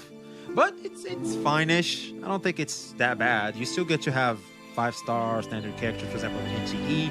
I don't know if that's in WUWA though. Because in WUWA, they've allowed you to get a free 5-star for like a year. You could get that pass. That's why I never played Genshin. Honestly, I've never played a gacha game late. So like, I don't know how to feel about that. You have enough pulls for Zenko yet, bro? Or are you planning on swiping? No, I think I have enough. Hey, no 50-50. I ain't worried about nothing. Ninja, I ain't worried about nothing. No, I ain't worried about nothing. I ain't worried about nothing. Yep. I'm surprised you don't stream on Rumble as well. I was thinking of Kick too, etc., but it starts to make my there's like a latency, and I just don't enjoy it. So like I had to pick just two. It's just that the truth of the matter is, a lot of my peeps like Twitch. I think they just are used to Twitch as a platform. But if it were up to me, we'd be on Kick, because let's face it, when you sub to my channel, you support me more than Twitch. There's just like just think about it for 2 seconds. But it's just that people there's familiarity to Twitch. I don't want to take that away. So have you played Warframe before? I want to, but I have a hard time playing new games right now. Whatever our grandpa game, Genshin, is a legend game with all its bad and good stuff. Exactly, whether we like it or not. I hope I can get Zanko's skin. It's so good. I'm on the golden spot. I need a good pull for her skin and her banner. That is a good skin, but how do we get the swimsuit skin? I think that's the one skin we all want. How the hell do we get that? The problem is, there's probably going to need those gems, and that's annoying. You know what they should do? They should allow us to use those, masterless glitter, the corals, whatever they're called. We should be able to use that currency for the skins too. They should do that. Because those are still scarce resources. They should do that. Swimsuit probably 168 in mall. Yeah, it's so super obvious. They're probably going to do that. Mula's wife for swimsuit booba. Yeah, I'm swapping 30 pounds for the currency top-up bundle to get the Noir and Summer skin. Sheesh. GG's. I had a terrible laptop back then, and I only got my new one a bit too late. I'm sorry to hear that, man. Hey, it's all good. Better late than never, right? Skins are from boxes. Am I wrong? No, I don't think so. I think you just buy it from the shop directly. Could be wrong, though. You can use fonts to get the skins, car skins too, and the banner, though. I don't think you can do that for those very hype, sexy skins. I don't think that works. Because I think Shinku, you have to spend. You cannot use your fonts. Like all those skins, Lacrimosa with her Ghost Bell and Haunted Mansion. I don't know, it looks like Ghost Bell from Yu-Gi-Oh! She has that skin, like a ghost. Should the and will is not the same. They aren't a charity, sadly. Well, yeah, but a man can hope. I mean, he's just a skin. It's like we ain't asking for the world. Can I get my 2D anime baddie looking sexy and shit? God damn. It's still a big ask too. It's like, I mean, those resources are hard, and I am sacrificing polls. Honestly, jet skis skip compared to the shit like the Draco and Porsche. A jet ski is an easy skip. Oh yeah, 100%. I would argue if they are to give us like 10 standard pulls and stuff like that, people might prioritize those over the jet ski. Which gacha game do you think will be the best mobile and community choice? Surprisingly, I might ruffle some feathers on this one, but considering how things are right now and how things went, I would easily say Honkai Star Rail. I would say Honkai Star Rail. Am I wrong, chat? Yo, chat, type 1 if you agree, type 2 if you disagree. Because I think when you take into consideration the fact that it's a mobile game, turn-based games are so good at mobile. And also, community choice, I don't know about you, but SSR has been so chill recently, it's not even funny. Like, you don't hear anything about it. Like, they're so chill. Like, things are just, they're just fine. Like, everything is just cool over there. I don't know, for me, it's just SSR. Nina says too, really? I hate SSR? Ah, it's sad to hear. I think it's a good game. I quit too at some point. I'm trying to come back to it. But the reason why I'm looking at it and considering coming back to it is because of what I just said. It's like it seems pretty good. If the devs are going to add more water cars and stuff, maybe very good. I'm going to go get them as a free-to-play. I will have 2 million, so ready. Yeah, also there's like the new way to do the pink paw high, stuff like that. I think things are going to be good. Star Savior is better. So Star Savior is like HSL, right? It's like a turn-based game, something like that. I think those are the best. Well, that's the problem. You don't hear anything. Oh, so you're saying it's like they're just a bunch of Hoyo shells that are just content with whatever they give them? The recent controversy surrounding Zanko for her ult was such a headache. If anything, that was a ha he he. We just laughed at the people trying to complain and trying to grandstand through that and left. It's like, oh, look at this loser shit, and we just dipped out. Playing on your currency wars is peak. I grinded it so hard. Sadly, now I hit max level and got pretty much all stellar J's I can get. Oh, so in terms of getting currency, it's pretty pricey, huh? Expedition 33 beat Black Myth Wukong, so turn-based games definitely have its own fan base. Exactly. I think turn-based games are making quite the comeback. I do. I enjoy turn-based games, and I think having them in your roster of games is pretty good. Enfield might have a chance. It's pretty complex considering the factory. It's pretty difficult to navigate. But hey, if it's for you, then yeah, 100%. Not gonna lie, what the Kurobots do? He's like, do this like it's so annoying. I don't care if Zanko has a copy. Ult, I just want my waifus. Exactly, and an argument could be made of. People just want things they can just have fun with, recognize is actually a buff more than a debuff. I don't know. I think it's a positive, in my opinion. I still play 7DS Grand Cross. You may have heard of it. I haven't, unfortunately.